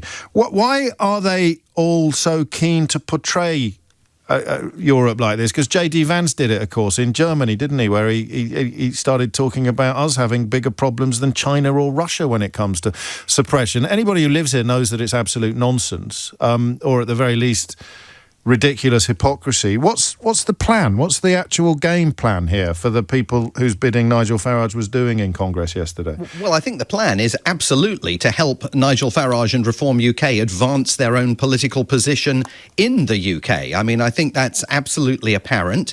Nigel Farage cut his testimony short on Capitol Hill yesterday because he said he had a very important lunch meeting to attend, which he then disclosed was a meeting at the White House with President Trump. I mean, these things are not happening in a vacuum. His appearance before that congressional committee, the questions that he was asked, the punishment that he received at the hands of Congressman Jamie Raskin, the Democrat who co-chairs the committee, and who really sort of entrapped him, I think, in what critics will argue was an act of perjury by insisting that he had never banned journalists from attending any of Reform UK's events just an hour after the New World and James Ball were told that they were not going to be allowed to attend Reform UK's conference. And when Jamie Raskin pushed him on that, Farage said, well, it could have been someone else. It's always someone else, Simon. Yeah. It's always someone else. And Nottinghamshire County Council have banned the local newspaper. The Reform leader of Nottinghamshire County Council has banned a local newspaper from speaking to him or any of his councillors with immediate effect. This is the Nottingham Post and its online arm, Nottinghamshire Live. Were you a little bit surprised to hear a US congressman across local politics from Nottinghamshire yesterday? Well, I was not surprised because Jamie Raskin, and people I think didn't notice this at the time, was part of a committee delegation led by the Republican Congressman Jim Jordan, who were allowed to travel to the UK just a few weeks ago and take testimony from witnesses about the rollback of free speech protections. And that was the first time that Nigel Farage came face to face in this context with Jamie Raskin. And they had a bit of a bust-up, as Mr. Raskin himself noted during his comments yesterday. So, and again, I don't think that there was sufficient light shone on this at the time. You had an American Committee of Congress, the Judiciary Committee, dispatched to the UK to launch an investigation of the rollback of free speech protections that Republicans allege is taking place there. This hearing yesterday was the follow-up to all of that. And there are questions, I think, for the UK government. Why was that committee allowed to come into the UK? Was nothing possible? Could nothing have been done to prevent them from conducting that inquiry in the UK? How is the government going to try and contain what is now a US administration that is approaching the issue of free speech in Britain like a dog with a bone? I mean, for all the talk of trade and for all the talk of comity and the special relationship that Keir Starmer and Donald Trump have managed to somehow develop, he's very much, he says, the European leader that he likes working with. This is a percussive drumbeat in the background of that relationship. It is getting louder, and Nigel Farage was here yesterday to try and exploit that, to lay the groundwork, I think, for these issues to be raised during the state visit when President Trump travels to the UK in 2 weeks' time. And ultimately, the two governments are on completely disparate tracks over this issue, and there's a real there's a collision down the road. And there's also a word for people that encourage foreign powers to interfere in domestic legislative matters or domestic politics. But that's perhaps a conversation for another day. Before you go, while I have you, a quick word on what the free speech situation is in the United States since Trump became president, if you would. Well, exactly. I mean, as the Democrats on the committee pointed out yesterday, the notion that the Republicans are holding hearings into free speech protections overseas while free speech protections here are being rolled back daily, while we are seeing, as Congressman Raskin noted yesterday, the armed agents of the federal government wearing masks and sweeping people off the streets, in some cases simply because they have written opinion pieces for student newspapers that the MAGA wing of the Republican Party, which is now essentially the Republican Party, doesn't like. None of that, of course, was referenced. The fact that we've seen corporations bend the knee, Stephen Colbert being removed from air, his late show on CBS clearly falling victim to an effort by the Trump administration to hold his future up to the light as they were preparing to grant approval for a massive merger between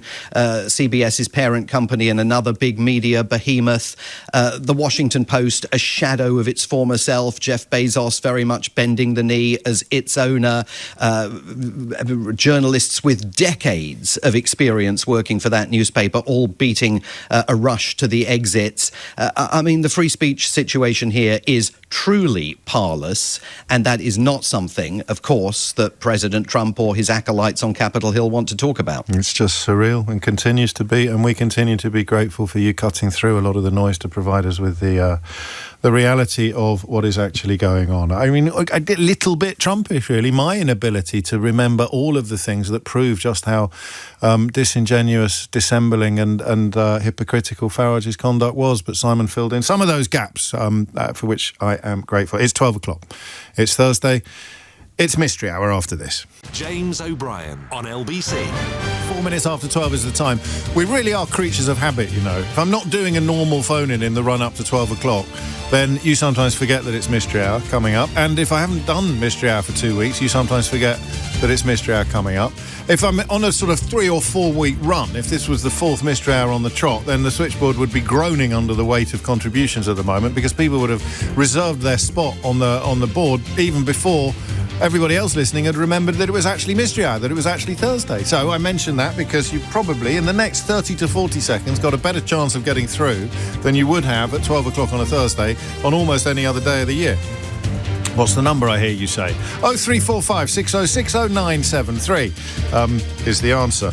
I will take a moment to explain what this is. I'd also just reflect for a moment on what would have happened if my holiday cover last week had decided to have a go at Mystery Hour. Sir James Cleverly to you, and I wouldn't have minded him having a go. I know the curse of O'Brien is a terrible thing, and that all of the honest Tories were thrown out by Johnson in 2019, but if you had to pick one from what's left who you'd go for a pint with, then James, and I know he made that terrible joke about his wife, but James Cleverly would probably be on the list, or fairly near the top of the list, wouldn't he? I mean, all right, let me make it easy for you. Who would you rather go for a pint with, James Cleverly or honest Bob Jenrick? But I reckon Cleverly could have done a decent job of Mystery Hour, couldn't he? We should have let him have a go. Only on one occasion, Ed Davey would have absolutely rocked it, I think. Only on one occasion did my holiday cover have the audacity to have a go at presenting Mystery Hour. And everyone was a little bit too embarrassed to tell him or her that this was a ridiculous idea. It was a very long, long time ago. Even Keith doesn't know who it was. It's a true mystery, but the audacity you would need to think, it would be a bit like, what would it be like? It's a bit like nicking someone's catchphrase, isn't it?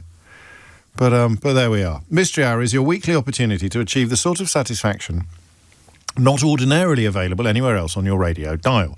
The conceit is quite straightforward. Somebody rings in with a question, a mystery, a riddle, an enigma, a conundrum, and then somebody else rings in with the answer. Somehow, between those two poles, magic happens. Usually, often, and if not magic, then comedy, hilarity often ensues. And it can be on any subject. I'm pretty anti-motoring. Not as a practice, I think it's very important, but as a radio topic. I just find every radio phone-in I've ever heard about motoring to be among the dullest things that have ever happened to humanity, let alone radio listeners. It's a personal prejudice. I fully accept that you may disagree. You may love conversations about parking tickets and motorways, but we tend not to do it here. And the other question, of course, that you need to answer, and only you can do this, is the answer to your question going to be interesting to other people? So, for example, don't ring me up to ask where your lost socks are, because that is unlikely to be, well, A, I'm not going to know, and nobody else listening is going to know, but you are equally not going to be able to engage. Well, shut up. Just get on with it, shall we? The number you need is 0345 6060 973. My favourite contribution, it's going to be a collector's item soon, the board game, because it's going to be superseded by the Mystery Hour game 2.0, hopefully before Christmas. And it comes in a tin. It's a really lovely bit of kit. I've got a prototype, would you believe? And we've changed it slightly. We've changed the... I shouldn't keep giving you the details on it until I've actually got some in stock. If you want to get your hands on the soon-to-be a collector's item, old, full-sized box version of the Mystery Hour board game, go to mysteryhour.co.uk. If you make my favourite contribution of the day today, you can win one. And the full terms and conditions for that are at lbc.co.uk. And we may start a petition on whether or not next summer, whichever politician it is sitting in this chair on the Thursday should get a go at actually present. Could you imagine? I mean, who would be the most inappropriate? Probably Suella Braverman. You could imagine some very humorless politician that Liz Truss, I don't think even she'd never get the nod for this, would she? Who coming in and doing Mystery Hour. But anyway, we digress. It's all there. 0345 6060 973. 8 minutes after 12 is the time. Damien is in Woven Green in Buckinghamshire. Damien, question or answer? Morning, James. It's a question. Carry on. It's an absolute pleasure to talk to you again. Well, we'll see. I was in France on holiday this year with my family, and my eldest was, we're always trying to educate him with things, well, everything. That's the spirit. No, I like it. Yep. we were talking about French numbers, teaching him that, and then not French letters, I hope. Not French letters. No. Carry on. No. And he just logically came to the conclusion that 99 should be 99. Which, when you think about it, 99 with a Y on the end of it. 99. 99. Yeah, but it's not that. It's when the French get to 69, they then say 60 plus 10, 60 plus 11. 71, 72, yes. And when they get to 8, they say 4 times 20, and 99 is 4 times 20 plus 19. It's what is that? What is it? Yeah, you tell me, mate. You rang in. 49. 49 for 99, and your boy said quite rightly, why don't they just call it Nerfy Nerf? Exactly. So I'm wondering why they just omitted the names between 70 and 99. It's a weird one, actually. It is a weird one. We've got French friends who couldn't answer that for us. They just said the French were weird. Indeed. Well, no, there'll be probably. Do you know what? I'm going to go out on a limb. I'm not going to take a round of applause, but I'll give you my latest overnight oats recipe for free if it didn't have anything to do with Napoleon. Okay, possibly. Although they were counting long before Napoleon came along, weren't they? Yes, indeed. And the one thing they did tell us, actually, I think the Belgians and the Swiss French do have. The Canadian French, they do have the numbers. So. And is it Nerfy Nerf though? I'm not sure about that one. Well, we might find a French Canadian who can tell us what the answer to that question is. Do you want to tell me your son's name? You don't have to, but if he listens back later. Yeah, no, Hayden will be really chuffed. It's a great question, Hayden. Keep asking questions, mate. Always keep asking questions wherever you are, whatever you do. And that's a good one. Why are French numbers so weird? 0345 606 0973. And who wouldn't like to say Nerfy Nerf 100? I want to skip a few Nerfy Nerf 100. That's on the board. And if you know the answer to that, then get in touch with me in all the usual ways. I'm going to put Hayden's name there, not Damien's, when I chalk it up on my memos. 11 after 12 is the time. Marco is in Acton. Marco, question or answer? It's a question, James. Thank you for having me on. You're very I'm welcome. actually running late. I've pulled over. I'm running late for a customer, so I hope he's not listening to me, actually. Sorry, we should have used a false name, John. Oh, we could have. Anyway, we'll get to the point. Go on, then. So I was sitting in Alperton McDonald's drive-thru with a colleague. Yeah. It was. And I was observing a bird of prey. I'm not quite sure what bird of prey it was. If I had to guess, I'd say it was a kite. A red kite, probably. Probably, and it was trying to hunt a pigeon, and on this attempt it was unsuccessful. Pigeon, hunt the pigeon, yeah, and catch that pigeon. Anyway, so I turned to my colleague, and I asked him, why is it that there aren't more bird of preys in London than there are? Because you don't often see a kestrel or a peregrine falcon. I know there are a few, but you don't often see them. And I thought, like foxes thrive in London, right? They got the parks, they got the gardens, they got the rubbish bins they can eat, they got the mice, the rats. London is full of foxes. Why is it that the birds of prey, why don't you see more of them? Because you would have thought with all the trees and the buildings and the pigeons, it'd be a perfect environment for them. I mean, you get a heck of a lot of red kites once you get out by Stokenchurch, in particular. You go through that. It's got a fancy name, the Stokenchurch Gap. I was reading, this make me sound like the most boring man on the planet, but I was reading about it the other day because it's a site of special scientific interest. They cut that massive gash through the road, and the striations in the rock that you see there are of international significance, but we're always too busy looking up at the red kites that are around there. I saw a kestrel on Wormwood Scrubs once, Marco, not far from where you are at the moment. Apparently, I've got a good friend. He's just recovering from a serious operation in Charing Cross Hospital. Oh yeah, and he did send me a picture on his balcony of, apparently there's a local peregrine falcon pair. They've got eggs. And I'm a massive parrot fan, actually. I've got a few parrots. And he then sent me a picture of them eating a parakeet, which was a bit insensitive, I thought. No, that is a bit... I mean, to be fair, there is no shortage of parakeets in our necks of the woods. Exactly. So there's clearly the food chain for them, but they just don't seem to like London as a city. I like this question. Probably not a kite that you saw if it was actually hunting a pigeon, because they're generally scavengers, or certainly... I could be wrong about this. I don't know why I'm going all ornithological. But you're right, yeah. If there's enough to support foxes, they eat a lot of rubbish. That might be part of the answer. Is there actually that much for them to eat? But why do we not have more birds of prey? I see the one in... Do you ever see the one in Trafalgar Square, Keith? And they bring it to scare away the pigeons. Some mornings, if you come through Trafalgar Square, there's a fellow there with I don't know, an eagle or something? What would it be? A hawk? And it flies around. It just sort of creates a bit of a deterrent for the pigeons. It's 14 minutes after 12. That's Marco and Hayden with their questions on the board so far. 2 phone lines currently free, 03456060973 if you want to grab them. Why are there not more birds of prey in London, given that it can support various other predators? And why are French numbers so weird in France, but not apparently in Belgium or even Canada? Gordon's in Torquay. Gordon, question or answer? Question, please, James. Carry on, Gordon. I indulged in some cheese before bed the other night, as you shouldn't do, and gave me some nightmares or maybe uncomfortable dreams. Did it though? You're not just indulging in an urban myth. You did actually notice that your dreams were more graphic or more disturbed than usual. Yeah, I do remember waking up a few times during the night, feeling a bit uneasy, and I knew it was a result of the dream. I can't actually remember what the dreams were about. Fair enough. But yeah, I do believe it was induced by the cheese. So, what cheese did you have? I knew you were going to ask this, and I'm ashamed to say it was just a bit of cheddar. There's no shame in just a nice bit of cheddar. Some days it's all that it hits the spot. That's what I love about cheese, Gordon, is that it's a cheese for every mood, a cheese for every moment, a cheese for every day.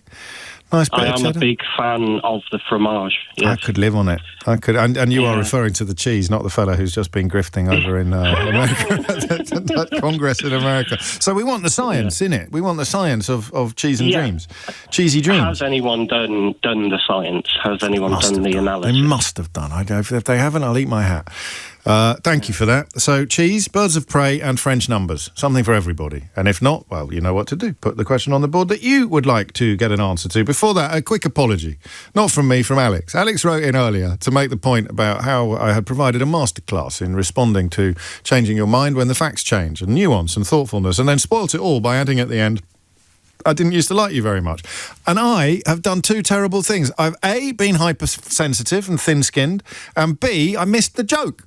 So the joke was, I didn't used to like you, i.e., hey, look, I'm also changing my mind about things. James, he writes, I feel I have to apologise for my attempted joke when I said I never used to like you that much. It was a misjudged attempt to play with the idea of evidence-changing opinion. Love from Alex. Love from Kidderminster. Is that another joke, or are you truly from the land of my fathers? I don't think you need to apologise. I think I need to apologise to you. I missed your joke because I was too busy being all thin-skinned. It's almost like I was going to march out of the studio in protest. It's 12:16. James O'Brien on LBC. It is 12:18 and you are listening to James O'Brien on LBC. Why aren't there more birds of prey in London, given that there is so much potential prey? Why are French numbers so weird? Caron, what is it? What's 99 in French again? Well, it's not nerf, but it jolly well should be, as Hayden pointed out on holiday recently. And what is the science of cheese and dreams? I like all 3 of those questions, but there is room for plenty more. And Ray is in Honiton to give us one. Ray, question or answer? Question, please, James. Carry on, mate. Right, I'm interested in how they measure the immigration figures. Oh, flippin' heck, mate, it's mystery hour. It's 1 hour a week where we get a bloody break. For this reason, my wife has an Irish passport and a British passport. Yes. She goes to Europe probably 4 or 5 times a year. She uses her European passport to leave the country and her British passport to come back in because it's more convenient. Does this mean there are 4 less Europeans in our country at the end of the year and 4 more British people? I like this. I mean, the bad news is that if Nigel Farage gets into power, she's going to be deported to Afghanistan. I don't know. Do they count? I mean, these are tourist trips. Yeah. Immigration figures. Immigration figures are going to involve people who are applying for residency or asylum. So they don't use the passports to measure who comes in and who goes out. Not on every flight, I don't think. No, that would be on like holiday number. How many people have come here this year? Not how many people have emigrated to here this year. But they check the passport on the way out and they check the passport on the way in. But it's not nothing. I don't think. I mean, I could be wrong. I don't know why I'm speaking with such confidence. But hey ho, it's a living. I don't think it's got anything to do with immigration. What you're describing. I may have even done it myself on occasion. Done the double passport thing. But I don't think it's going to appear on immigration figures. Right. Okay. Because it's I'm not. just interested. Because otherwise, otherwise every time we go on holiday, the immigration would be ticking up, wouldn't it? Yeah. So it can't be that. Why can't it be? Because immigration would be about 4,000 million every time you come back into the country. You get counted as a new immigrant. Well, I don't. Well, I don't know. I'm asking the question. You've obviously got the answer. I don't think I have got the answer. I'm just questioning. No. I mean, but what? It's no, it's not. It's how do they? I don't even know what the question is now, Ray. Well, the question is when the passports are checked and they go through the system. Yeah. Do they count the number of British people in it going out and the number of European people coming back? Coming in, and so that you would create an anomaly by using different passports if they're counting it by nationality. But I'll tell you what, I've written down your name and I've written down the word passports, and I'll try and turn those two things into a question in the course of the next 10 minutes. But as it stands, it can't be anything to do with immigration. Otherwise, everyone going on holiday would be counted as a new arrival in the country when they came back. But there may be something here. We will find out. And yes, 4,000 million is a number. I may have just made it up, but you should hear what the French call it. Diane's in Southminster. Diane, question or answer? It's a question. Carry on, Diane. It's baffles me this. How do countries choose the colours that are their national colours? You know, for sort of like for flags and for unit strips for footballers and things like that. Well, hang on, you can only have one. It's because it's not going to be the same answer, is it? Well, I just want to know how they choose the flags, the colours for the flags. Yeah. Well, I mean, in our case, well, no, because I was going to say it's blue for Scotland, red for Wales. And then you'd say, yeah, but how did they choose blue for Scotland in the first place? Exactly. Well, I don't know. I doubt there's a rule. It's probably different reasons for different countries, isn't it?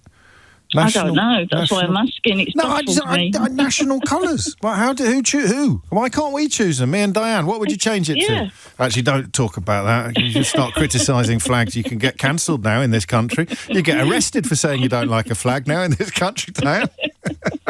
It's the freedom of speech. Who decides on what the national colours are? I mean, I'm thinking of a flag. A football strip would be slightly different, but the football strip often reflects the national colours, doesn't it? If not always. Who decided? 0345 6060 973 is the number that you need. Chantel is in Tower Hamlets. Chantel, question or answer? Question, please, James. Carry on, Chantel. I feel you may resonate with this somewhat as well. Carry on. I'm either lucky or unlucky enough to be a person who has a very loud voice. I don't have a... What are you saying? I don't have a loud voice. Okay, fine, you don't have a loud voice. Well, I am one of those people who has a very loud voice, even kind of at standstill. Gosh. And I'm wondering why that is. So a great example of this was I was holding kangaroo court after a rugby tournament one year. Yeah. I'm not sure if you know what that is, but you get fines throughout the day for the silly things that you've done. Yes. And it came to one of my teammates trying to give me fines. And because we were in a pub, she was incapable of being loud enough for anyone to hear her. Yes. I had to take over and do it because my top speed, for lack of a better phrase, of how loud I could be was a lot louder than hers.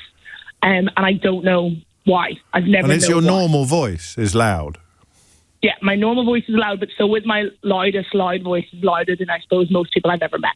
And so, I mean, I can't ask you to demonstrate because it would be... Mark's been in touch, say, I can hear you, and I'm in Gloucestershire. Well played, Mark. Top of the class. TJ. I mean, you're not hard of hearing or anything like that.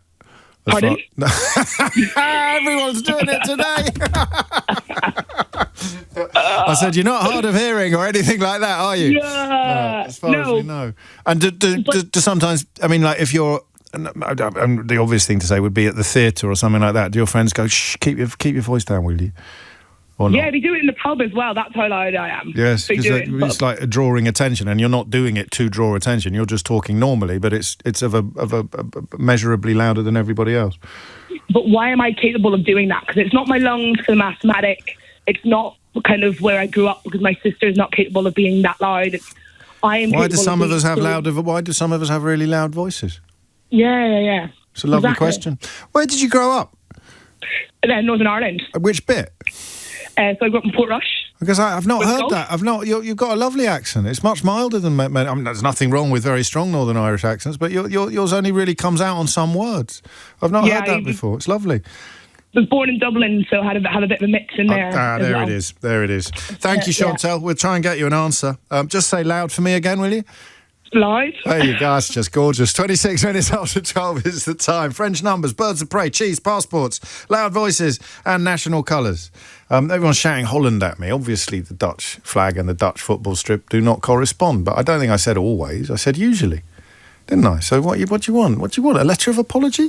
Jonathan's in, hang on a second, I know this, Saint-Gervais-les-Bains, en France. Jonathan, question or answer?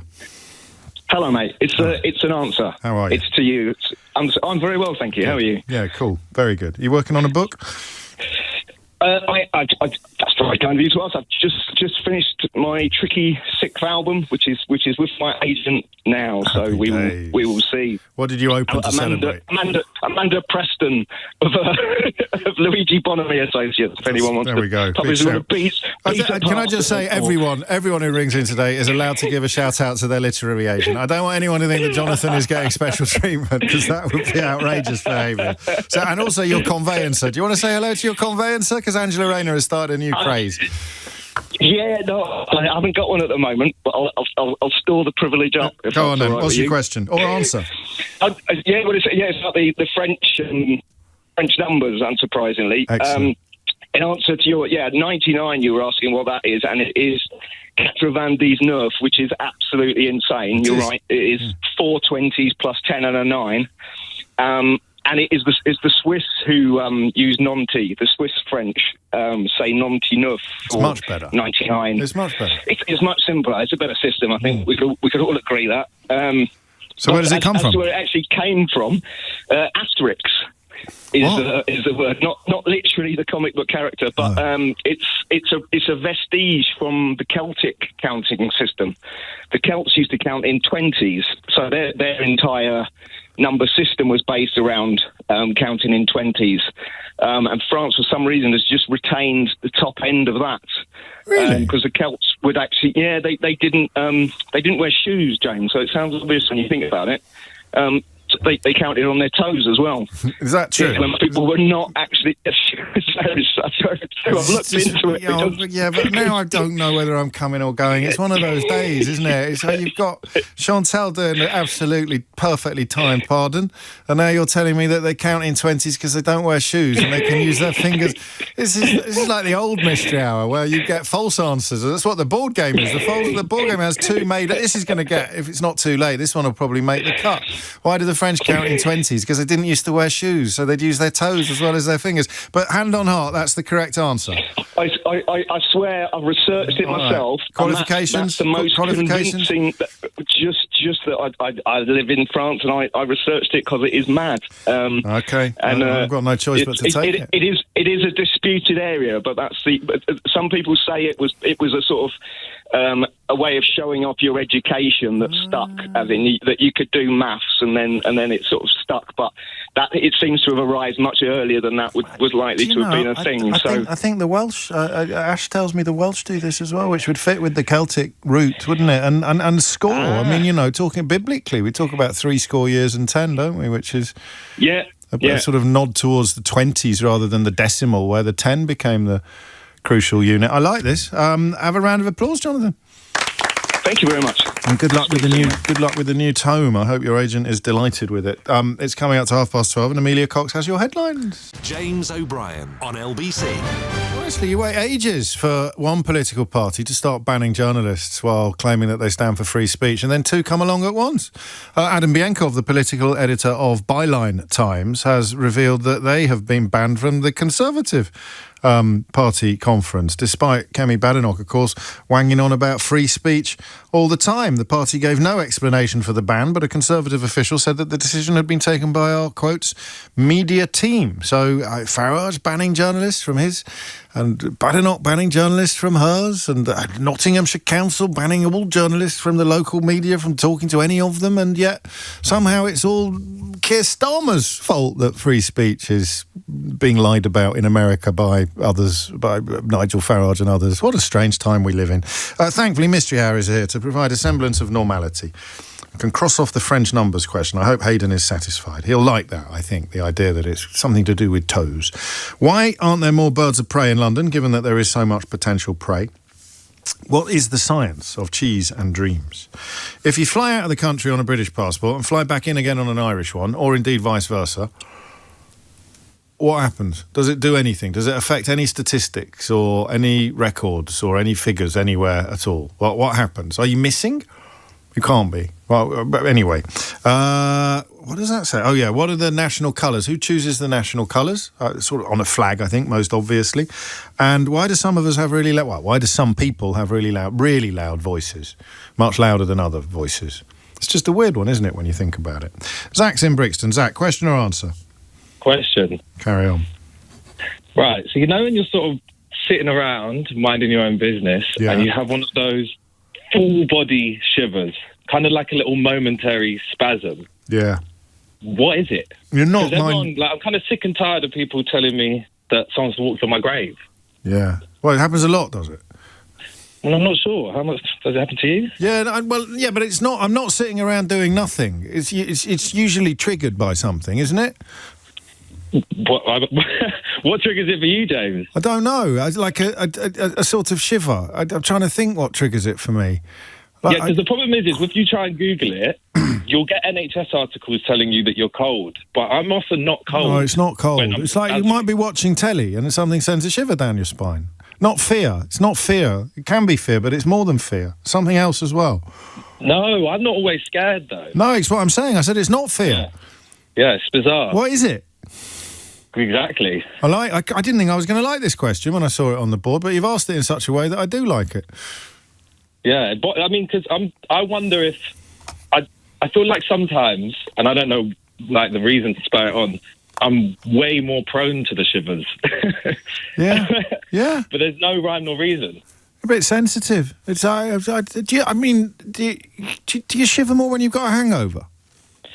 Yes, I do often think it's poor lifestyle decisions that might bring on the shivers. But I haven't had a shiver since I started eating overnight oats every morning. Everything's improved. Exactly. Yeah, what is it? And sometimes when you need a wee, it happens as well, I think. You get that. Or when you're weeing. Or even when you're weeing.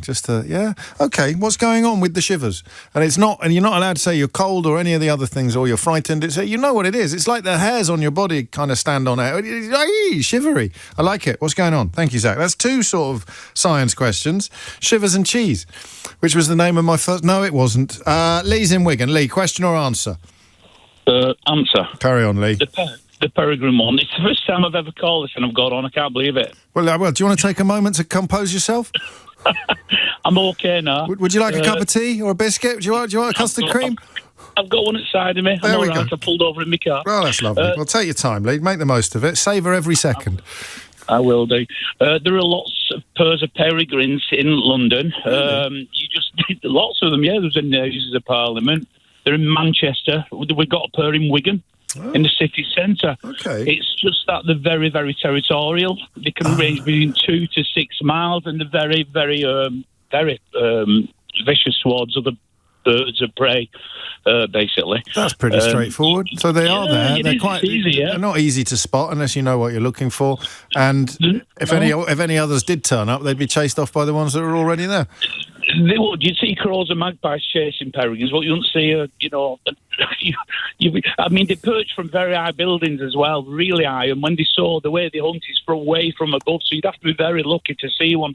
I was in a hotel in Manchester and I saw one hit a pigeon while I was in the Hilton Hotel on Deansgate. It was right outside the window. It was fantastic. What a moment. So, yes, so they are there. There's plenty of them, but it's you've got to be patient to support them. I like it. And the reason why there aren't more is because of how territorial they are. So if you've only got a 6-mile radius, that really is going to narrow the odds, isn't it? Qualifications? I was obsessed with birds of prey from watching Kes at school when I was a kid. Yeah, of course. And I used to fly Harris Hawks and a couple of peregrines with my friends and a goshawk. And now I'm in a job where I can't do it. So it's my retirement sport. Oh, we've got something to look. We all need something to look forward to. There was a pair in Battersea Power Station for a while. I don't know if they're still there because of the development, but they became quite well known. Yeah, those we've had them in Wigan for about Maitland Mill for about, not Maitland Mill, the other one, but they're not there now. That's why I've mentioned it. I like it. Because you don't want people coming along and being a nuisance. I like that. You don't use the Chirp-O-Matic app, do you, Lee, by any chance? Chirp-O-Matic? No, I've never heard of it. It's an app that you record bird song with it, and then it tells you what bird it was. Oh, that's cool. Yeah, I only mention it because when I was on my holidays, something went wrong with the website and it all got wiped. And then I complained and it got reinstated, but it's lost all the locations.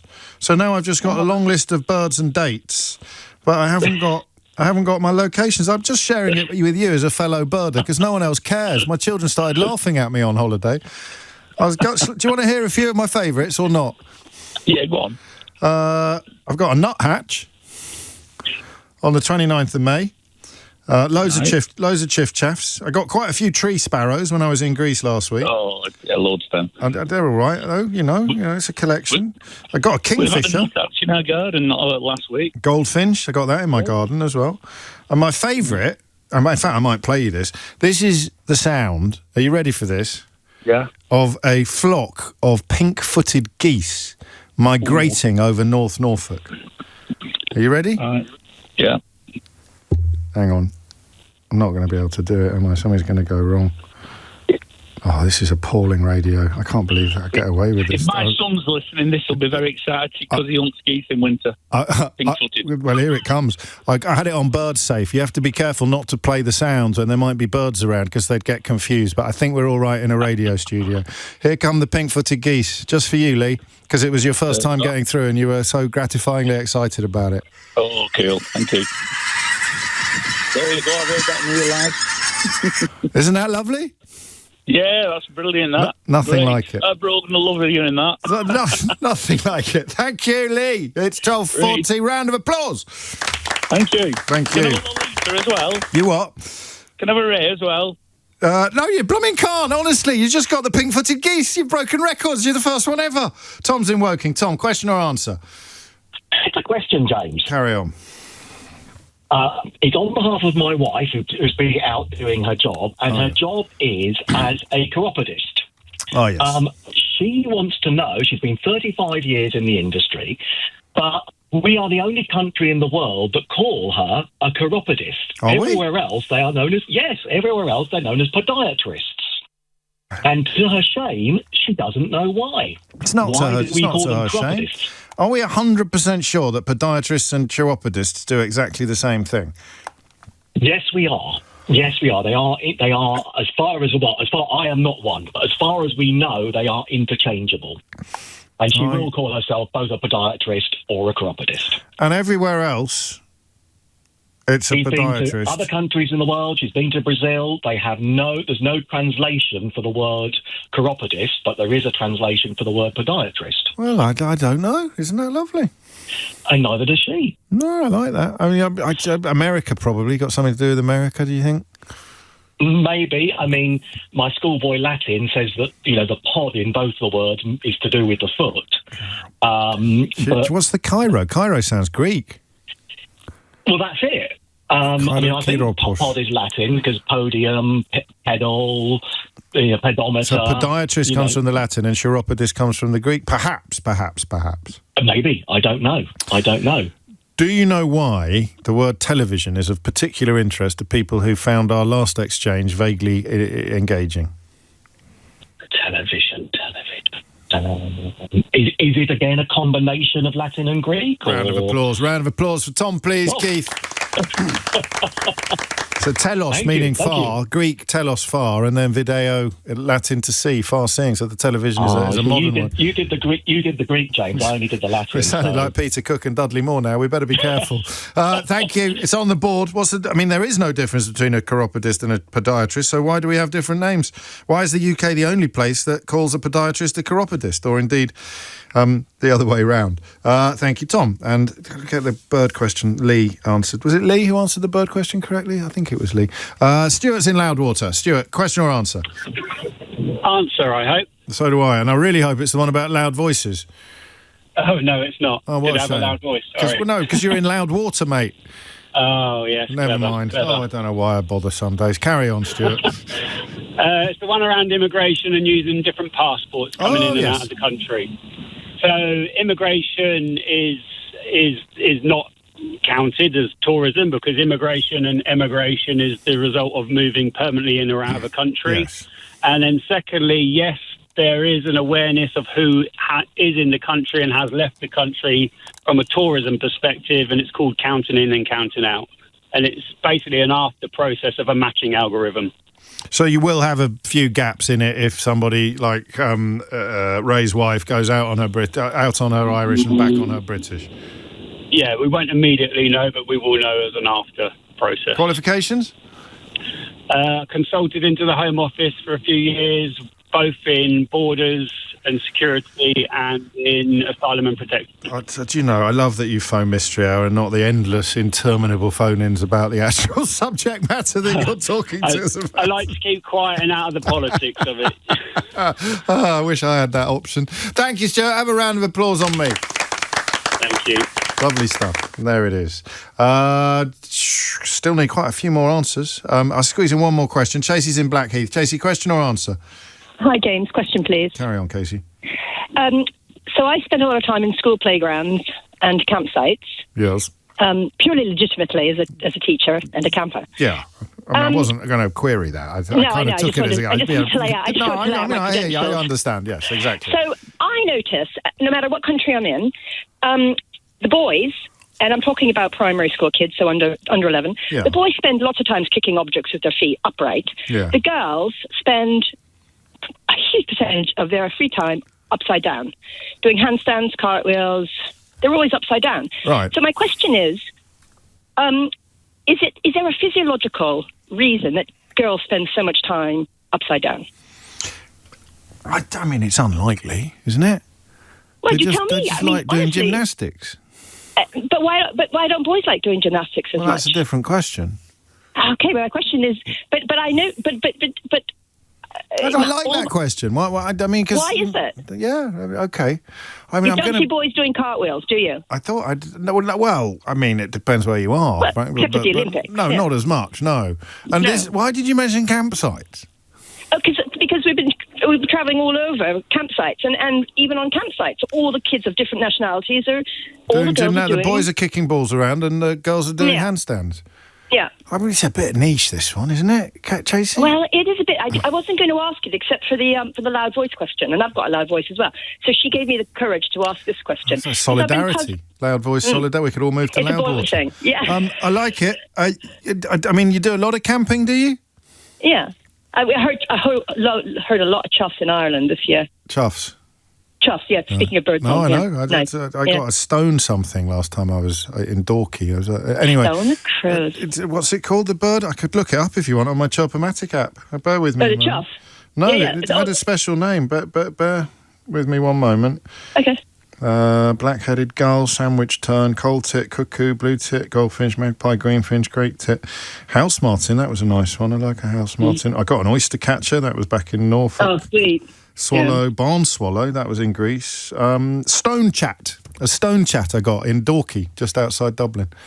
I'm going to have to look it up. It's a lovely little bird, and I don't know how rare it is, but it needs to have a kind of stone, as you'd guess from the name, habitat, a stony habitat, which was the name of my first band. Chasey, you're on the board. Thank you very much for your question. It's 12:47. James O'Brien on LBC. Oh, flipping heck. A stone chat doesn't get its name from a stony habitat. It gets its name because it sounds like two pebbles being knocked together. Would you like to hear a stone chat or not? No? It's the biggest show on the station, this, you know. It basically turned into a what I did on my holidays. Little interlude. Not even that. That might be more interesting than, would you like to hear some birds I met on my holidays? But the feathered variety, yeah. Oh, dear. James is in Sutton. James, question or answer? Question. Carry on. When you... I'm not... know very little about power stations, but say that makes two of us, James. Carry on. Go on. Say you build a power station, I'm assuming it takes a lot of energy to run it. So once you've built the power station, do you then buy the energy off the national grid, or do you just like skim a little bit off the top that you've produced? So it's a bit like asking, does a landlord pay for his pints? Yeah, but it's on a much bigger scale. But I just...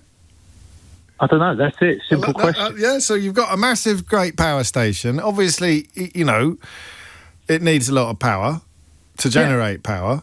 You've got to speculate to accumulate. So do you just does it just come pipe back in again directly, or does it get plugged into the grid into which all the power that you're creating is actually going?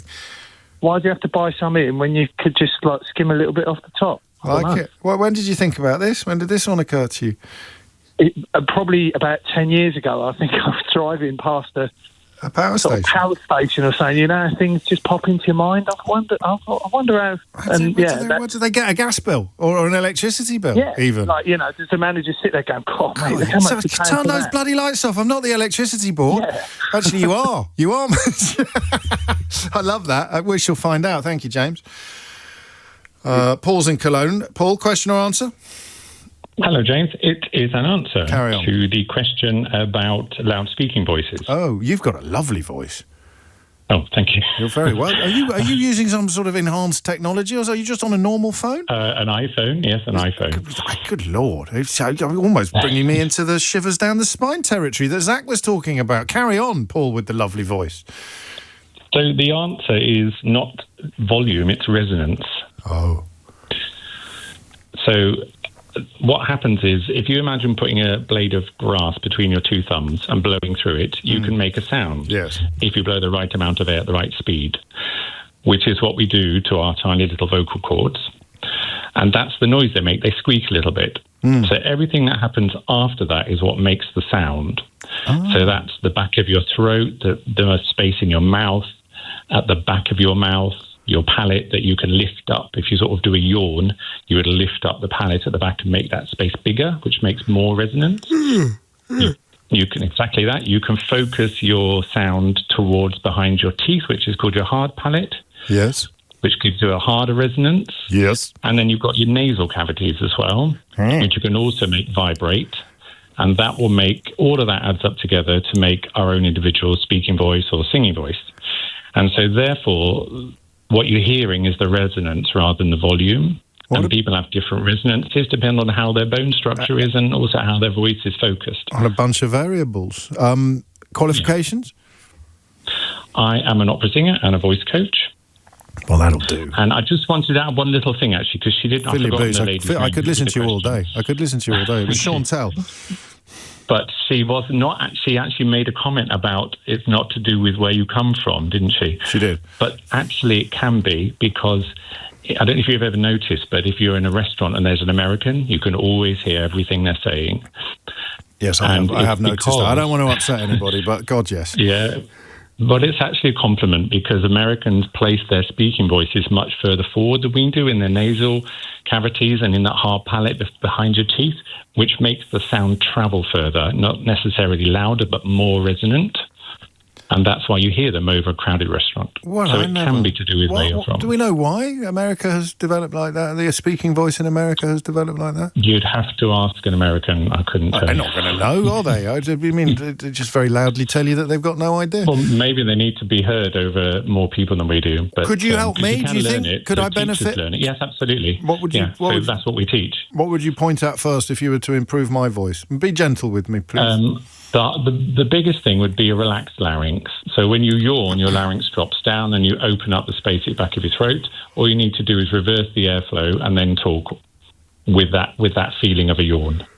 So if I started talking like this, everything would just be a little bit more resonant. Things tend to fall into space when you're into place when your larynx is lower. Sometimes I've got a Paul impostor as well. I think if you could see me, that would be one of the first things that you pointed at. So when I get a bit, sometimes towards the end of the show, I get a bit tickly in the throat. If my larynx was more relaxed, I probably wouldn't. Probably. It was a lot to do with stress. The more stress you get, the more you tend to pinch with your throat muscles, Keith, and then things get it's your tired fault, quicker. Keith. It's stress. You see, there it is. I'm going to give you a round of applause. Close to getting a Ray Liotta, but there are many opera singers and indeed vocal coaches in the world, so it doesn't. Oh, do say that again. That they are again. They are. Yeah. Oh, I'm really jealous of you. I wish I had a voice like yours. I could have got a job on the radio. It's 12:56. Miss Alua is in Fulham. Question or answer? Answer, James. How are you? Well, you've also got a nice voice, but goodness me, thank you. Nothing compared to Paul, though, mate. No, that was beautiful. Wasn't like it? his they are is literally Magical. It's like velvet. Absolutely it like glorious. Pulls into your ears. It's lovely. Wasn't it just? What have you got for me? I have an answer to your flag question. Oh, good. Carry on. So I think the lady was looking for like a blanket rule, Yeah. but there isn't one. No. So it's a very situational. So, for example, well, you know I'm Nigerian. Our flag was created post-independence. So our flag, we pre-independence, we had like a Union Jack in a corner and then a star, and it was like it meant something completely different. Yes. But when you then get to independence, you need a flag. You need a flag. So I think the Prime Minister asked somebody to create a flag, and so now we have white for peace, green for abundance, and then another green for prosperity. So there is no hard and fast rule. It's a lot more situational. So it could just be anything. I mean, there might be some history involved, or there might just be some aesthetics, some reflecting the nature of the independence. I don't know how you're going to answer my next question. What are your qualifications? I'm Nigerian. That'll do. Have a round of applause on me. Thank you very much. I did kind of think it's lovely to hear from you again as well. 12:57 is the time. Keith's in Ipswich, not that one, this one. Keith, question or answer? Afternoon, James. Yeah, an answer, hopefully. Go on then. This is for Zach and his twitching muscles and shivers. Shivery Zach. Yeah, this is a condition called myoclonus, or myoclonic jerks, they're sometimes known. It's the name of my first back. No, stop it. Go on, carry on. Yeah, myo from muscle and clonus being spasm. And it's where the muscles actually have an involuntary activation. Right. And the way that our muscles work is that we can have one muscle trigger another and set off a chain reaction. Okay. So that's what happens. So sometimes it's due to medical conditions. So you'll find it in things like multiple sclerosis, Parkinson's, epilepsy. Gosh. But most of the time it's absolutely benign. It does nothing. We all have them, either a twitchy eye, twitchy finger, twitchy muscle, whatever. And you'll sit there and it'll just happen, and you'll kind of think, well, what's that? Okay, I like this. I mean, is it this? Are we definitely talking about the same thing? I've got an image of Zach saying, no, I know what that is. That's different. I'm talking about the shivers. Like the... Yeah, but it's the fact that you can have one small activation of a muscle cause another, and it does it in such a rapid speed. So normally, if we are very, very intelligent, even though we don't know it. Yeah. If you touch something hot, your hand will pull away before you know that it's hot. Yes. And that's because we get this kind of spinal reflex. So it travels to your spine, turns around and says, right, let's pull it out the way. So it activates your motor muscles to pull away from the actual hot thing. Qualifications? Hang on, I'm out of time. Sheila's here. She's getting twitchy. Qualifications? I used to be a paramedic, also been a nurse. I'll do. Have a round of applause on me, Keith. Okay, cheers. No, thank you. That's it. If you missed it, you go, I need a favourite. I'm probably Chantel, isn't it? I mean, she just nailed that pardon joke. I know it's one of the oldest jokes in the world, but I didn't mention that laugh out loud moments guaranteed during Mystery Hour, but if you hadn't had one until that point, you definitely got one afterwards.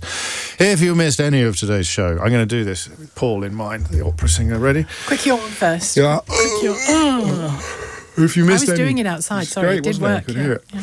If you missed any of today's show, you can listen back on Catch Up on both Global Player and the brand new LBC app, where you can stay up to date with all the latest news and opinion, put your news categories in the order you want, pause and rewind live radio, and listen to a range of podcasts. So do download the all-new LBC app for free from your app store now. Coming up at 4 on LBC, it's Tom Swarbrick. But now it's time for Sheila Fogarty. James O'Brien on LBC.